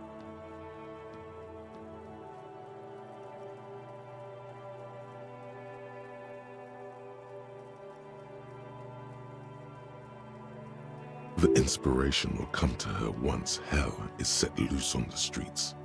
It's too calm right now.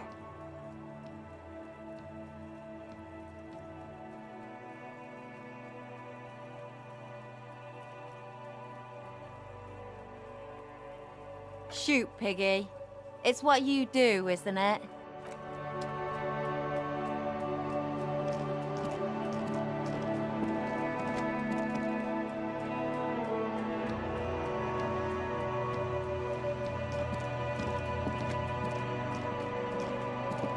Hello again. They just might be. Her neurons must be on fire, the heat creating waves and ripples in all she sees. Above all, in her painting. We apologize, but we're currently not buying the entrapment you're selling. Please call again later. Thank you. If you're really interested, then I'm sorry. But I don't do anti-radiation drugs anymore, so I don't know where to get them. From a guy on Buggy Street, Porta Rosa. Go there after midnight, and you can get all kinds of funny things.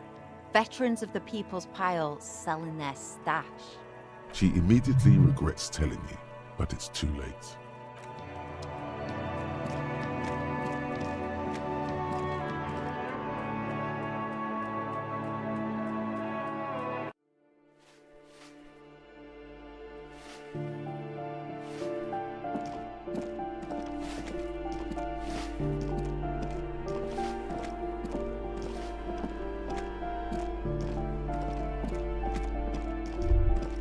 That isn't just a five-pointed star.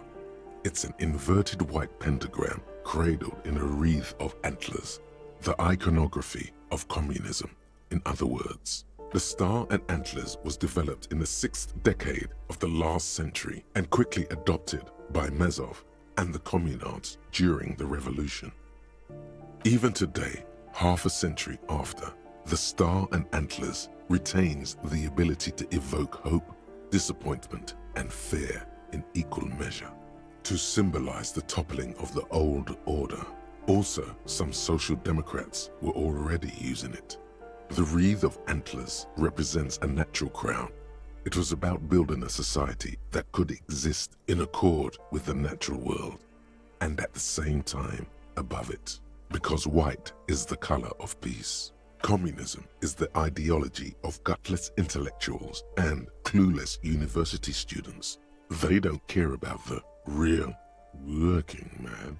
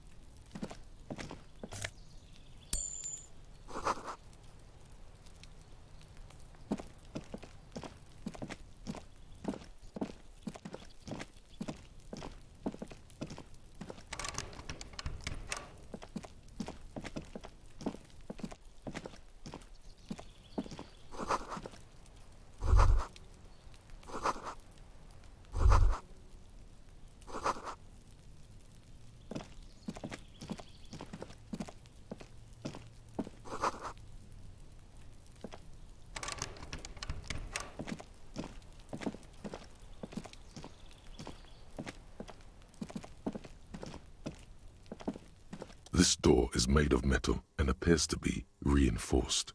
Someone here really values their security. Number 28. This is where the cleaning lady said the smoker on the balcony lives. No one answers. Looks like he isn't home. You should come back tomorrow evening, after 2100. This door is no one. Looks like he isn't.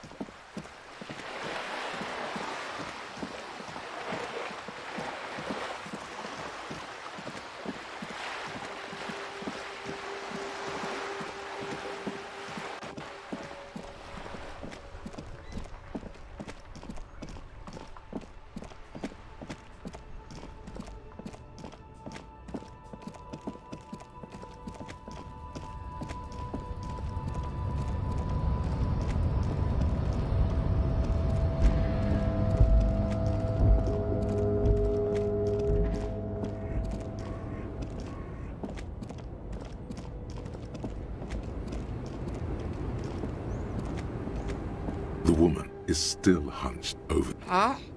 What is it?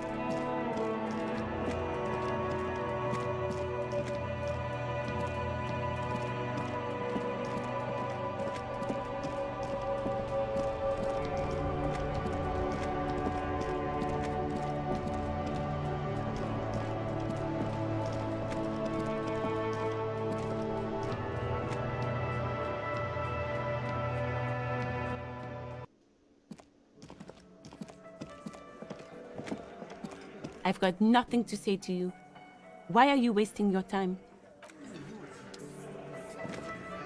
Looks like the circus left town, but the clowns are still here.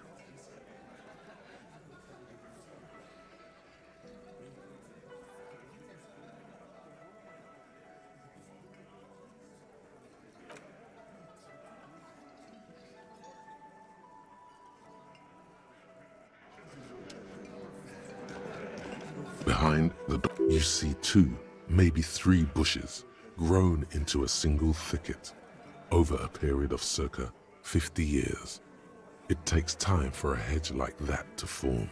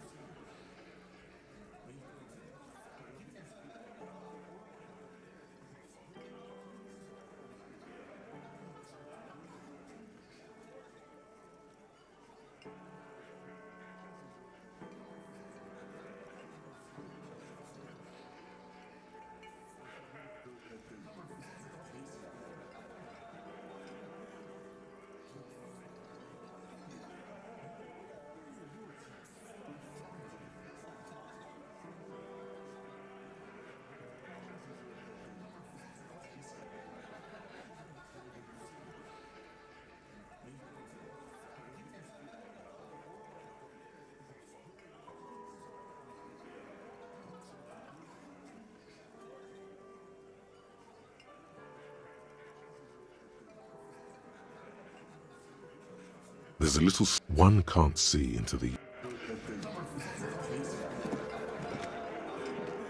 Looks like the circus left town, but the clowns are still here.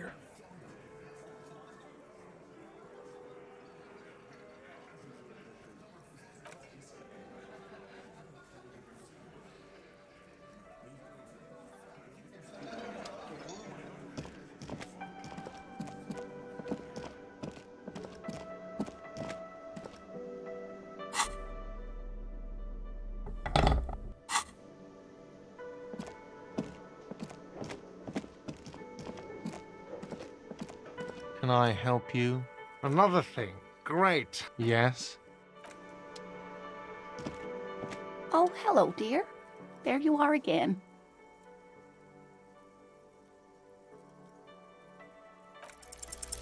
There's really no point in manipulating anyone.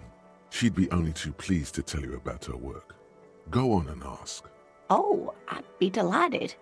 Truth be told, I could really use the company too. That would be the Giant of Kokonur. The Giant lives in the most arid parts of the vast Kokonur Desert in South Samara, casting a strange light across the barren wastes. A mirage or a psychogenous luminance.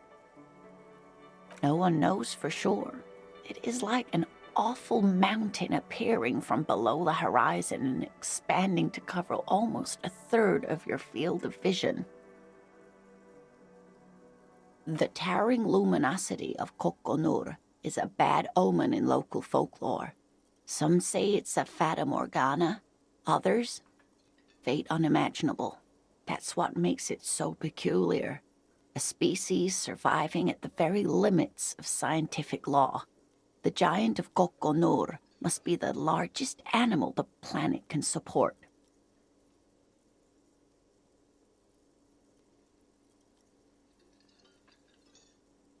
There are limits, you see, to how large a metabolism an ecosystem can beget. Some say a gravity anomaly below the Kokonur Desert might allow the creature to grow to these gargantuan sizes. Gravity anomaly? Digging it. Digging this parascientific stuff right here. Of course, dear.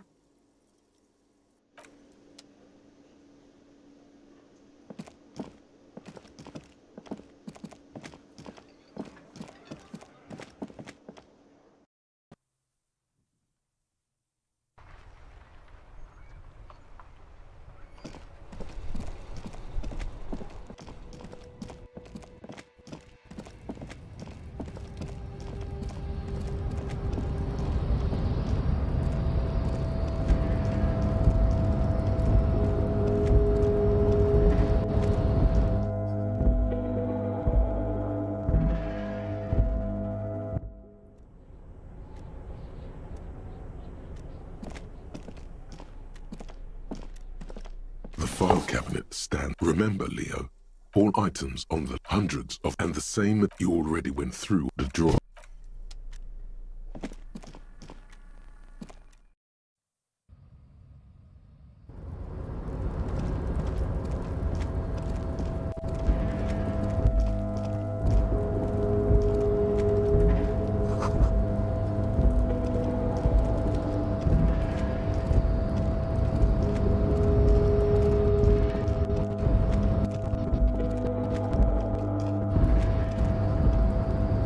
back, but the container door appears unmoved by your attempt at flattery. The door does not respond to your advances. Is it possible that it seems somehow more closed than before? No reply. The knock produces a hot. You attempt to turn that.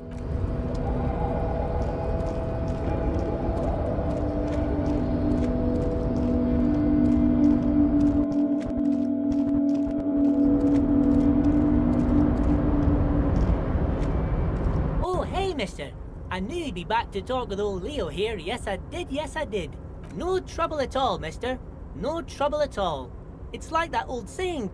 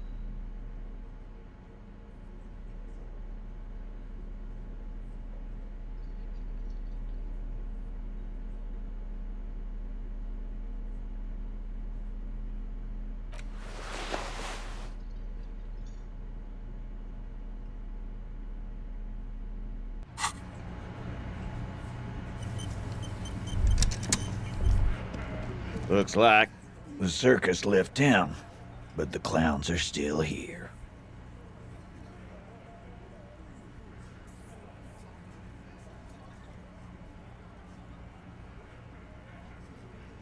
Like hell you have. There is no local drug trade. This place is as clean as a rifle. Go back to Jamrock and ask the local junkies how clean your streets are in Precinct 41 Kilos. That's a mighty interesting theory. I guess that's what you would need to do, theoretically. A big, strong, state-run monopoly would outcompete the runts on the street. Yeah, man. Theoretically, that's what you would do. To get rid of the gangs, the dealers, even some of the junkies. You would need good, trustworthy people to take their place, of course. Hardy men to run such a monopoly. For the good of the community, of course. Yes, but that just sends everyone else to Jamrock, doesn't it?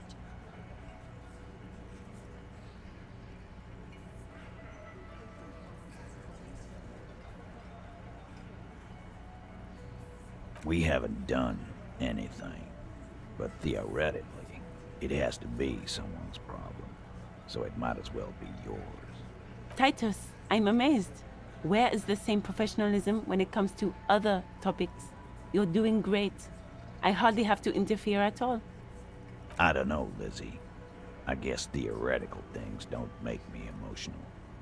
Now, was there anything else? I was sorta gonna get my brewski on. My answer is, fuck off. Mind your own business. There is no 8th Hardy. I run this goddamn scene. And here we go. Back to the usual. I know! Fatty walked on all fours. He's so fucking fat he left 2 sets of footprints. Despite everything, the little man is quick on his feet. Go fuck your mom, Dennis.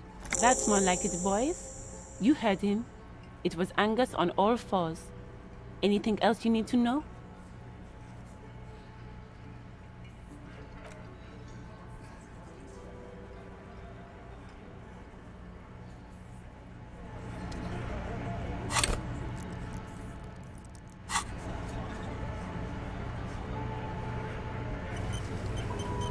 It's you again.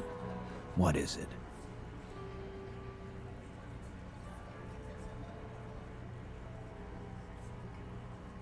Yeah. By friends, you mean his squad mates from Crenell. Wouldn't want to beat up his grandma. Let them come. The Hardy boys are right fucking here. You heard the man. Right here. We're armed.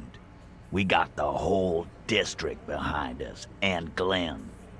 Glenn is fucking crazy. Yeah. A well-oiled murder machine.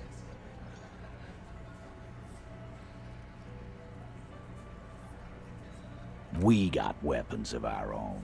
We got Ister 50s, Zeelagers. Glenn's got a knock cannon at home.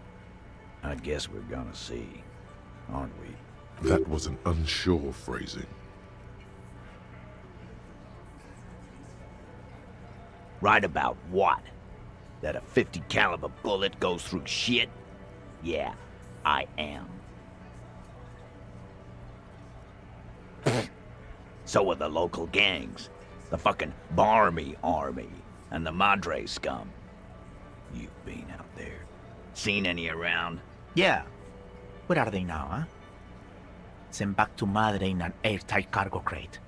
Big fucking surprise. They hire psycho scum, arm them to the teeth, and let them loose into city. What do you think is gonna happen? What do you mean, okay?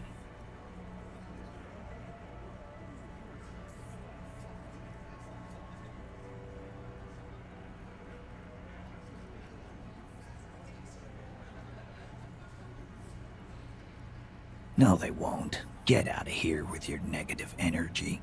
No wonder you cops get shot to shit every day. Can't go to war with an attitude like that.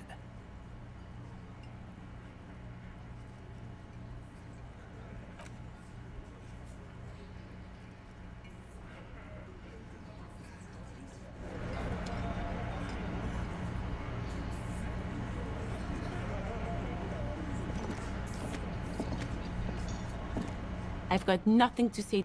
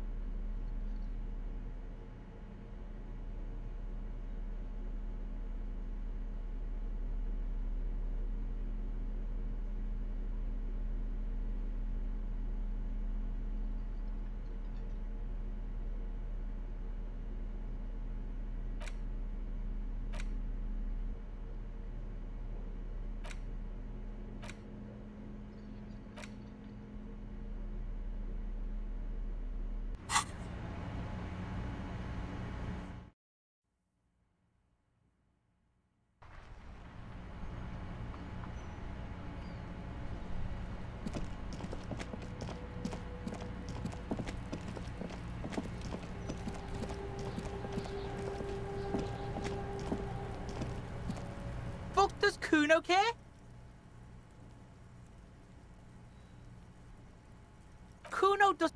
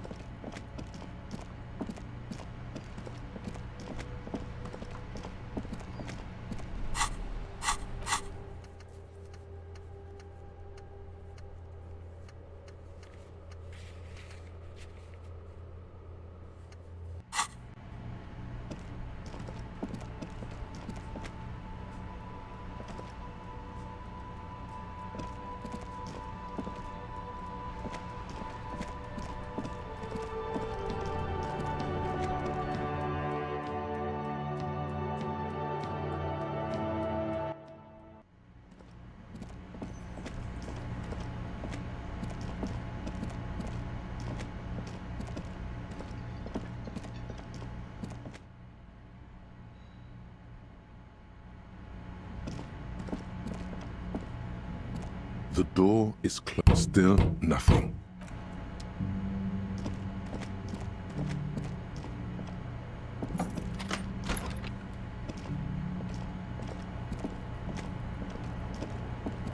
The bed is still cold from the broken window. The bed is still cold from the wind blowing in from the broken window. The mattress creaks as you close your eyes and try your hardest to fall asleep. Here we are again, my broken bud. The waves are coming, carrying you away. But you can't go. No, you have to stay.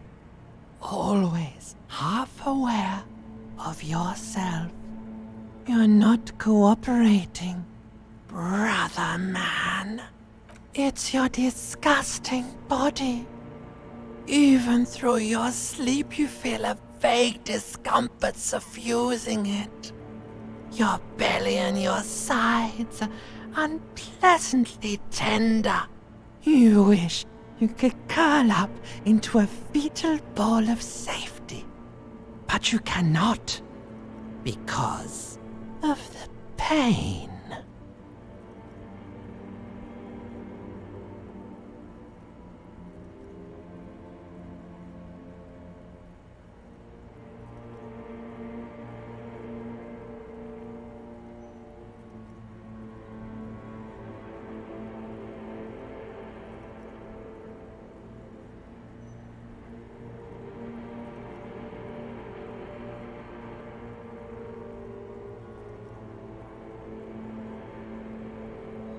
That pain in your right side is your enlarged liver, by the way.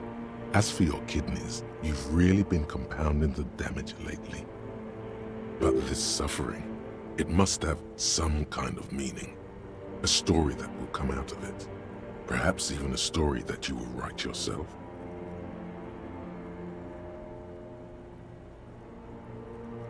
There's no dignity here.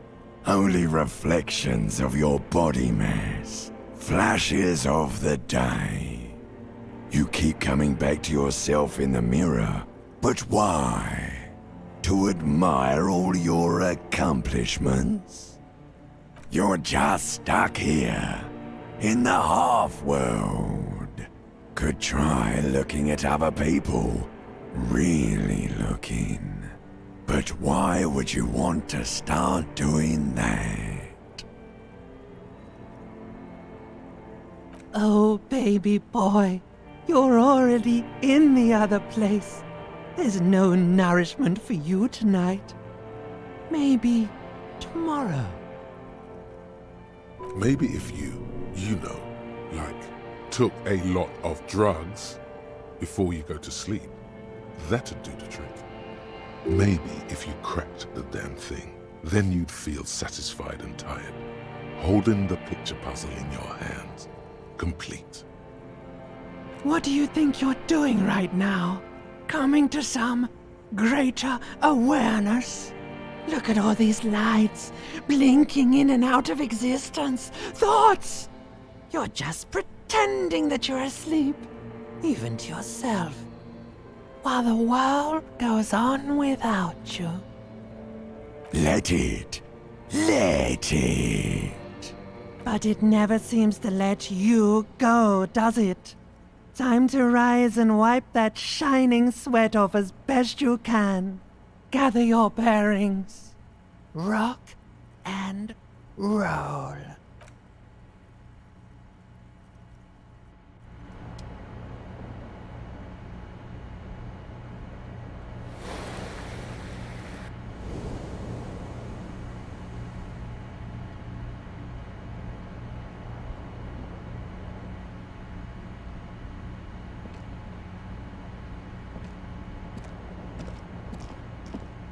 The window stands.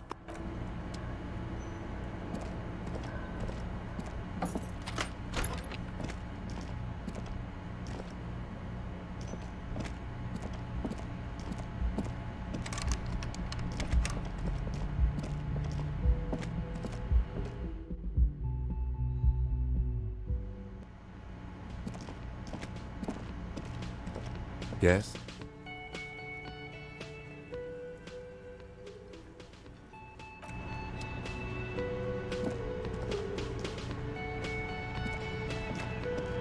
The woman in an RCM patrol officer's uniform winces as she notices you. I would really prefer not to talk to you right now. I'm definitely not the cavalry. I don't know. I mean, why would I want to talk to you?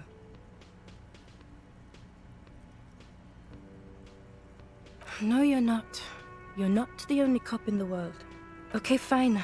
Let's talk. What did you want? What does one talk about with a fellow officer? What precinct? Fucking deranged lunatic. You're getting an intellectually unsatisfying vibe from this conversation. Maybe you're doing something wrong. I don't know what to say. Don't say anything, Judith. I'm just looking out for... No one. I'm just a man with sunglasses. And you are? Yes. A policewoman who just wants to do her job. That's all. Something about the man with sunglasses and you, the energy between you two is making her uncomfortable. You look like shit. And I don't mean that as a metaphor.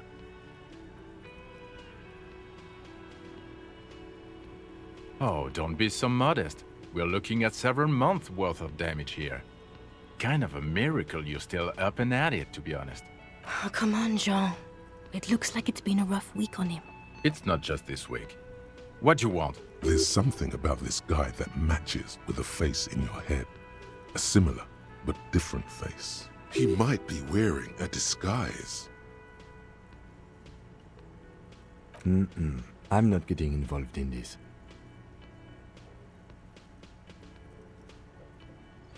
Watch out for... That voice, so very familiar. Did you hear it when calling to your station and reporting your badge missing? Oh, really? I wonder where. That's the where you remember me from?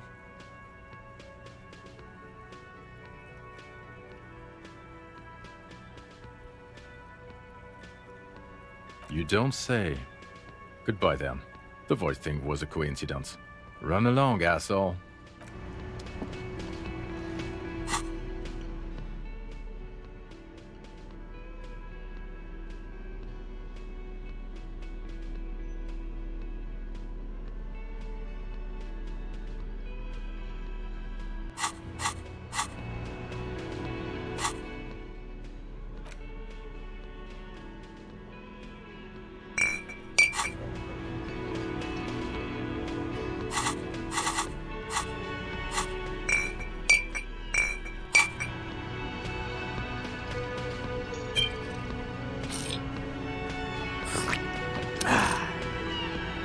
Again? I can't believe this. He might be wearing a disguise. Yes, it's a hobby of mine. As if waiting for some kind of reaction or response. Something to click. It's not happening though. Who is this guy? About what? You don't look like a cop. You know what you look like? Yes, a superstar cop. Of course. This again. No. 'Cause it's not my job. Why don't you go and fucking do yours and solve this damn hanging?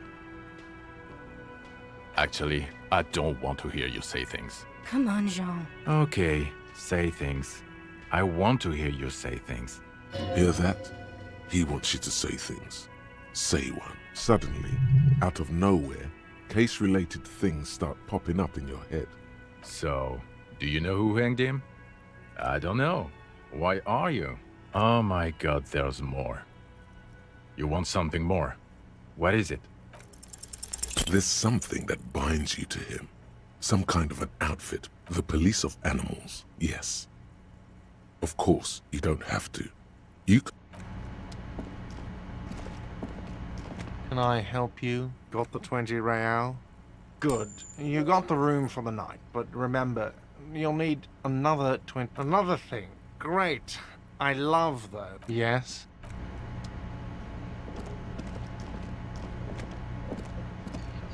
Oh, hello, dear. There you are again.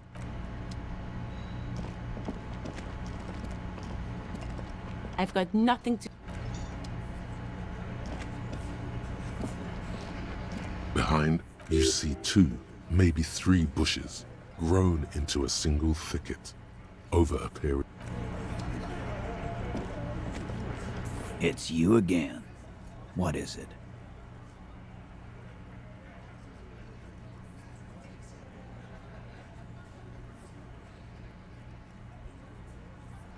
Again. Good one, Titus. About fucking time. Starting, sitting across. He spit and then in the far corner. On his, let's call size, in conclusion, exact. The fuck is with?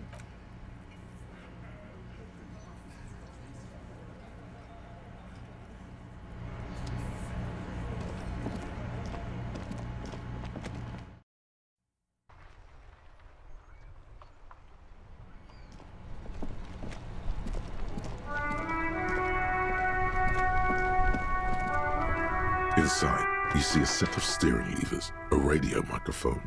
As you tap on the gauge, the indicator pin jerks as if startled.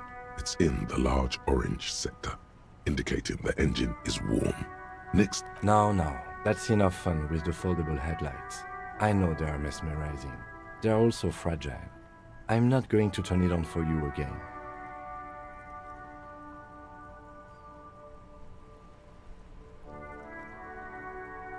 This is Precinct 57. How may... Yes. The armor was produced by Fairweather in their facilities in Bétancourt, sur la Clé in 42. It was part of a special order for Corps de Pharmacie, a security firm contracted to protect the interests of Oranese pharmaceutical companies in the Seminine conflict. So, it seems the armor went to Seminine. That's where the paper trail ends, though. Even the firm has proven difficult to track. Corps de Pharmacie has been renamed several times over in the years since the armor was issued. Yes, that is the most recent name the ACP has been able to connect to the CBP. And the one before it was Damwell. I also have one called Sediment, but I think that might be a different contractor. No, they work called Sediment. And Somatosensor, it seems. All that during the last 9 years.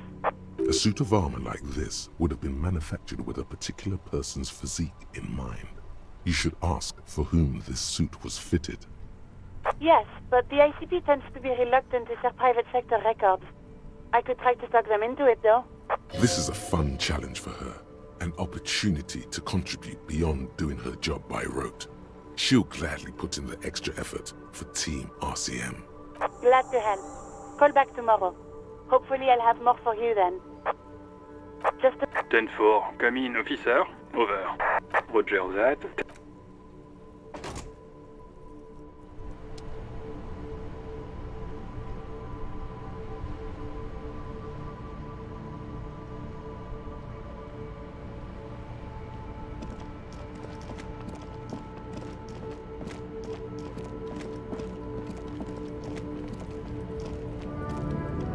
nous, compatriotes.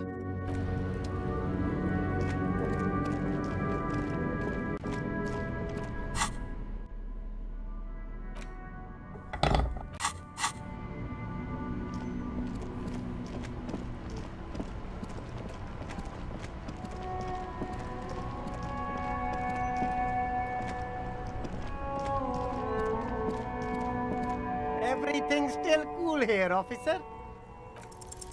Start with a little. Oh, After all the. an investment? What kind of investment? Ha! Sounds like a Corruption. It's just like bus.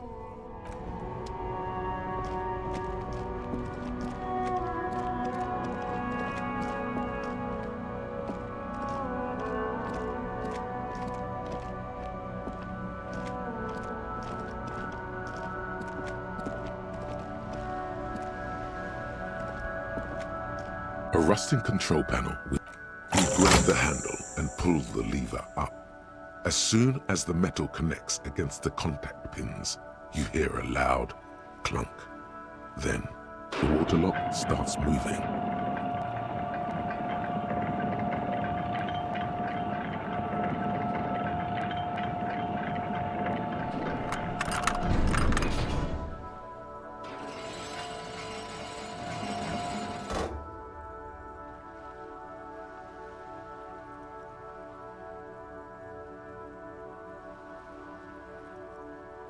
Okay, if we ever need to get to the coast, then this is the way. But please, contain your wanderlust for now. I don't want us to get sidetracked, not with everything that's going on. Focus on one thing, achieve it, then the next, he thinks. That's the task chain.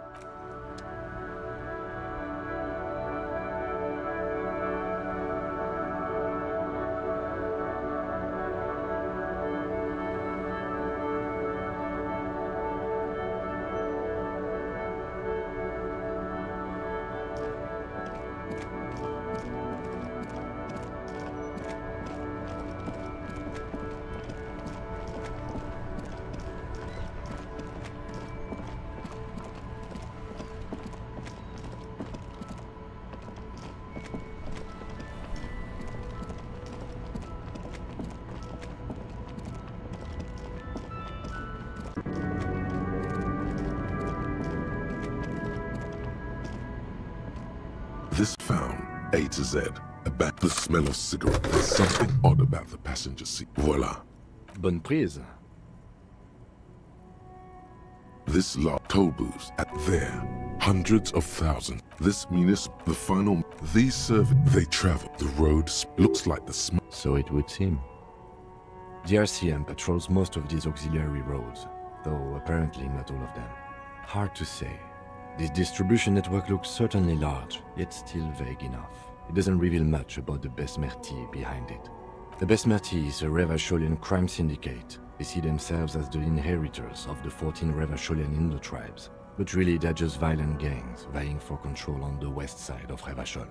With cool names like La Puta Madre and Aura Mazda. It's a dark parody. It's definitely not the Union. They just do some logistics. This operation has spread everywhere in Jamrock. If it's that widespread, then Madre remains the most likely suspect. Here's bad news.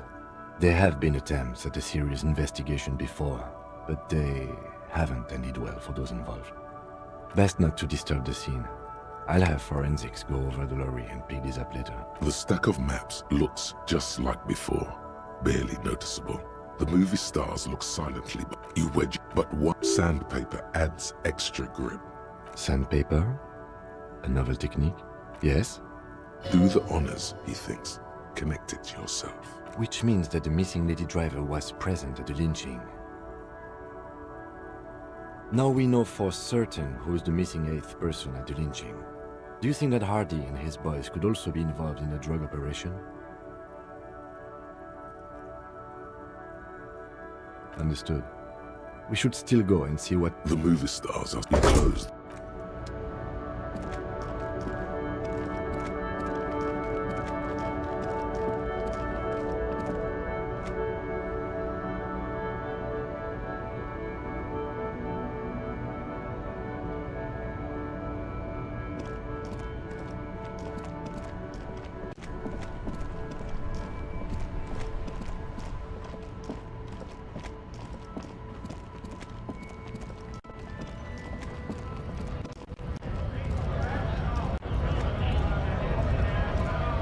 Right to work!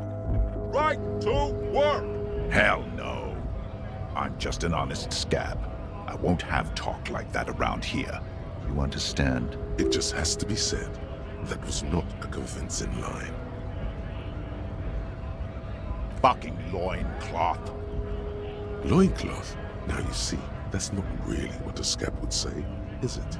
Better not to press the issue further, sire. He seems tense. The man's breathing steadies, but his eyes are still narrow. Slowly, he's trying to get his right-to-work dance back. Right to work! Hell, it just has to fucking work. I'm going to interpret that as a yes. There's a tribunal, and it won't be long until it's ready. How about you fuck off now, huh? Okay, of course. There could be weapons aiming at us right now, somewhere above, in the buildings. The other merc. Don't push this, he's thinking. This is not the time. The man's breathing steadies, but his eyes...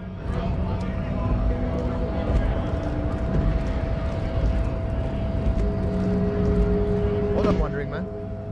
How can I help you?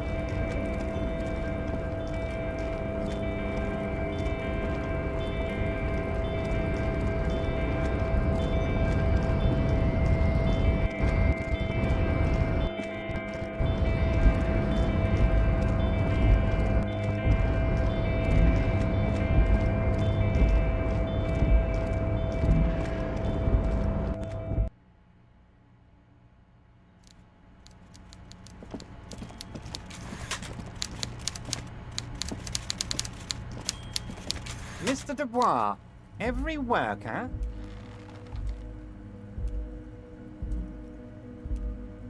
That's right, Mr. Dubois. I see the socialist democratic fervor now burns in your heart, too. How can I help you today? I'm very glad to hear that, Harry. One question. You didn't actually happen to stumble in and see what's inside the apartment, did you? He's trying to figure out if you're lying. There is no way to sway this man in any direction. He is unsuggestible and unswayable. Just tell the truth. You're right, Harry. You only had to unlock the door, which you did. So we're all good here. He was testing you, and you succeeded. Now let's get down to brass tacks. It's time for men like me and you to figure out who's killed who and why. Real police work is gonna start happening now. I promise you, Harry, this is gonna be good. By now, I'm sure you've figured out who the dead man was working for. The bad guys. Wild Pines, sent to scare us. Another violent measure of the top hats against us flatcaps. Harry, this strike is the culmination of many, many mistakes made by the Wild Pines group. They tried to shut the strike down by sending in armed mercenaries. You mean our victim? A security contractor? Can you imagine that? Workers standing in peaceful protest, united in the spirit of fellowship, and they send hired killers to mow us down with machine gun fire? He performs a motion as if spraying bullets from a machine gun. I'm talking beasts, hardened killers from proxy wars in Yisut, Semenine, Saramaritsa, you name it, they've done it. Raping, killing, burning villages, killing little children for the Senorita Pineapple Company, Harry. Everything they did there, they brought over here. They want to turn Revachol into a third world slum. Honestly, the only thing they didn't do is kill the village elephant. Now, I haven't personally witnessed the brutalities out there. I have the luxury of staying in my container, you see. If I need to go somewhere, they just move my container. Yes, I'm an old man, Harry. My legs aren't what they used to be. They lift my office with that big crane. It's actually very fun. You should try it. But enough about me and my fun container. The killers the company hired, I think there were 3 of them, all hardened commando types. One of them got downright suicidal, getting drunk, violent, a little rapey. Even their own negotiator couldn't control him. That's your boy, the one who likes hanging out and trees. By negotiator, you mean Joyce? Harry, what you need to realize is, we dock workers are not pushovers. We got grit, Harry. This whole neighborhood does. Push us hard enough and we push back. And when we do, we push to kill. There's a militant wing inside the Union. A group of people whose duties don't involve manual labor, but peacekeeping in the neighborhood, making sure everything runs smoothly. That sounds a bit like organized crime. They're like you guys. Idealistic people who want to make sure bad things don't happen. And if they already have, well, punishment must follow. Again, that sounds like organized crime. So these idealists killed our victim? One day Titus Hardy, leader of this peacekeeping faction, comes up to me and says, "Boss, socialist democratic fervor drove us to take it upon ourselves to kill this beast that was burdening the land."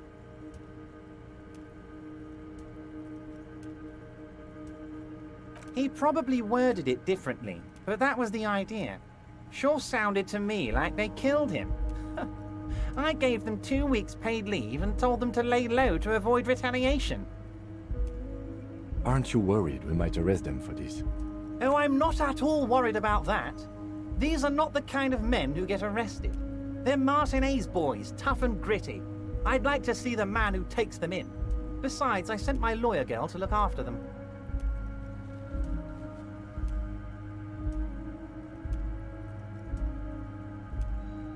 How do I know? Let me tell you about these people. That's their MO. It's what they do. Last winter, some poor workers in Terminal E went on a little strike. The company sent in Sediment, a security contractor. The strike was over the workers' right to wear protective footwear, Harry. These guys turn up and start beating people. Tell you what, Harry, I wouldn't be surprised if we got the same mercenary company after a little rebranding. And I'm sure as hell not surprised to see an army of scabs under my gates. So you believe the scabs were organized by the security contractor? You said it. Hell, one of those guys looks big enough to take down that proverbial elephant. Boys like that don't just happen to show up during strikes.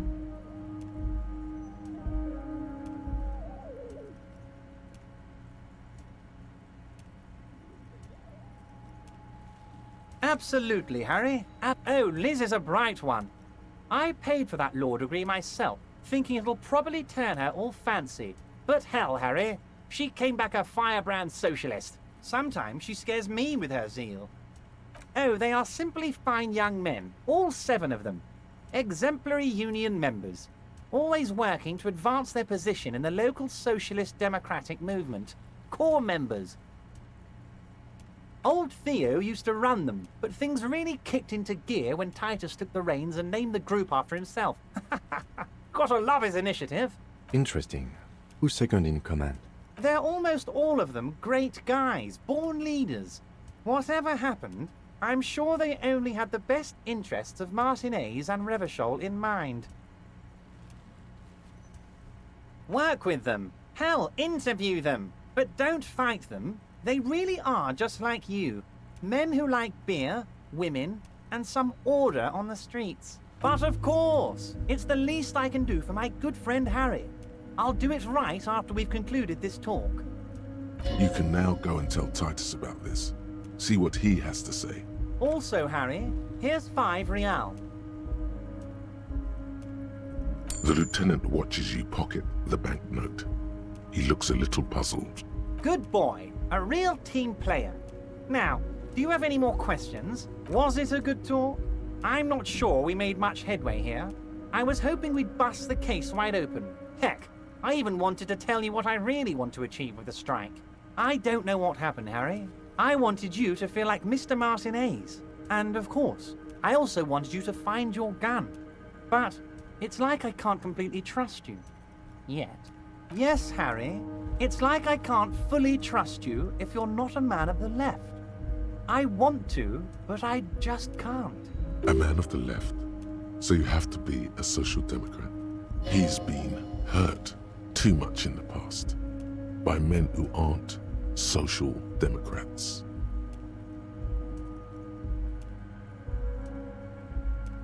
You're saying it, but I don't believe you. You know how it is, company snitches, agent provocateurs everywhere. I'm barricaded in this fortress of mine, and I need to get a message out. Will you help me? And what would this entail? Once again, I require nothing unethical or illegal of you. You just need to get 2 little signatures on this piece of paper, and then mail it to my accountant in La Delta. I'm glad you asked, Harry. The Union is going to build a modern youth centre in Martinez. It will be righteous. We're gonna get those teenagers off drugs and on roller skates. There's a nameless little street on the coast with some old houses around it. Most people have already signed. I just need 2 more signatures to get this mission off the ground, Harry. They are just gonna have to deal with the construction noise for 6 months, and then they'll be living like kings. Right next to a fancy new youth centre, designed by the best architects from Stella Marie. Is he absolutely sure the tenants won't be thrown out in the street? Am I? Harry, these people, Martinez is the most important thing in my life. I would never let anything bad happen to them. We're gonna build a youth centre there. The value of their properties goes up and kids have a place to play in. I'm looking out for these people, not pulling the rug from under them, Harry. I'm looking out for all of Martinez, not just the harbour. It depends. I don't think what we just got from Mr. Clare was very useful. But, he thinks, it's your call. As I said, it weighs on me heavily. But once we get really talking, well, I'm gonna hand you the keys to Martinez, and maybe even help you figure out who's behind this killing. He's saying as little as possible, as vaguely as he can. On the coast, Harry, across the canal. There's a cul-de-sac there. You bring joy to my heart, Harry. You need to get signatures from Isabel Sadie and Lillian Carter. The cul-de-sac is right past the pawn shop and across the canal. I heard there was some trouble with the water lock, but it should be fixed now. Once you have the signatures, mail this to 13022 La Rocca in La Delta. Then I'll know you're a solid socialist.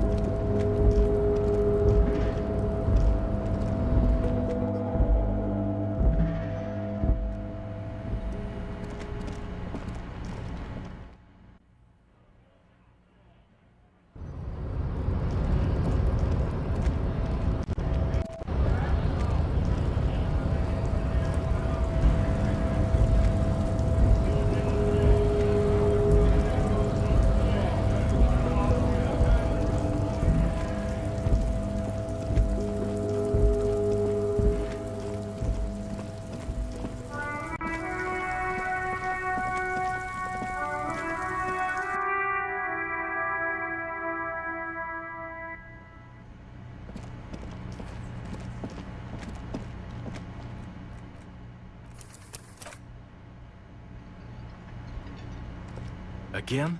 I can't believe... There's something that binds...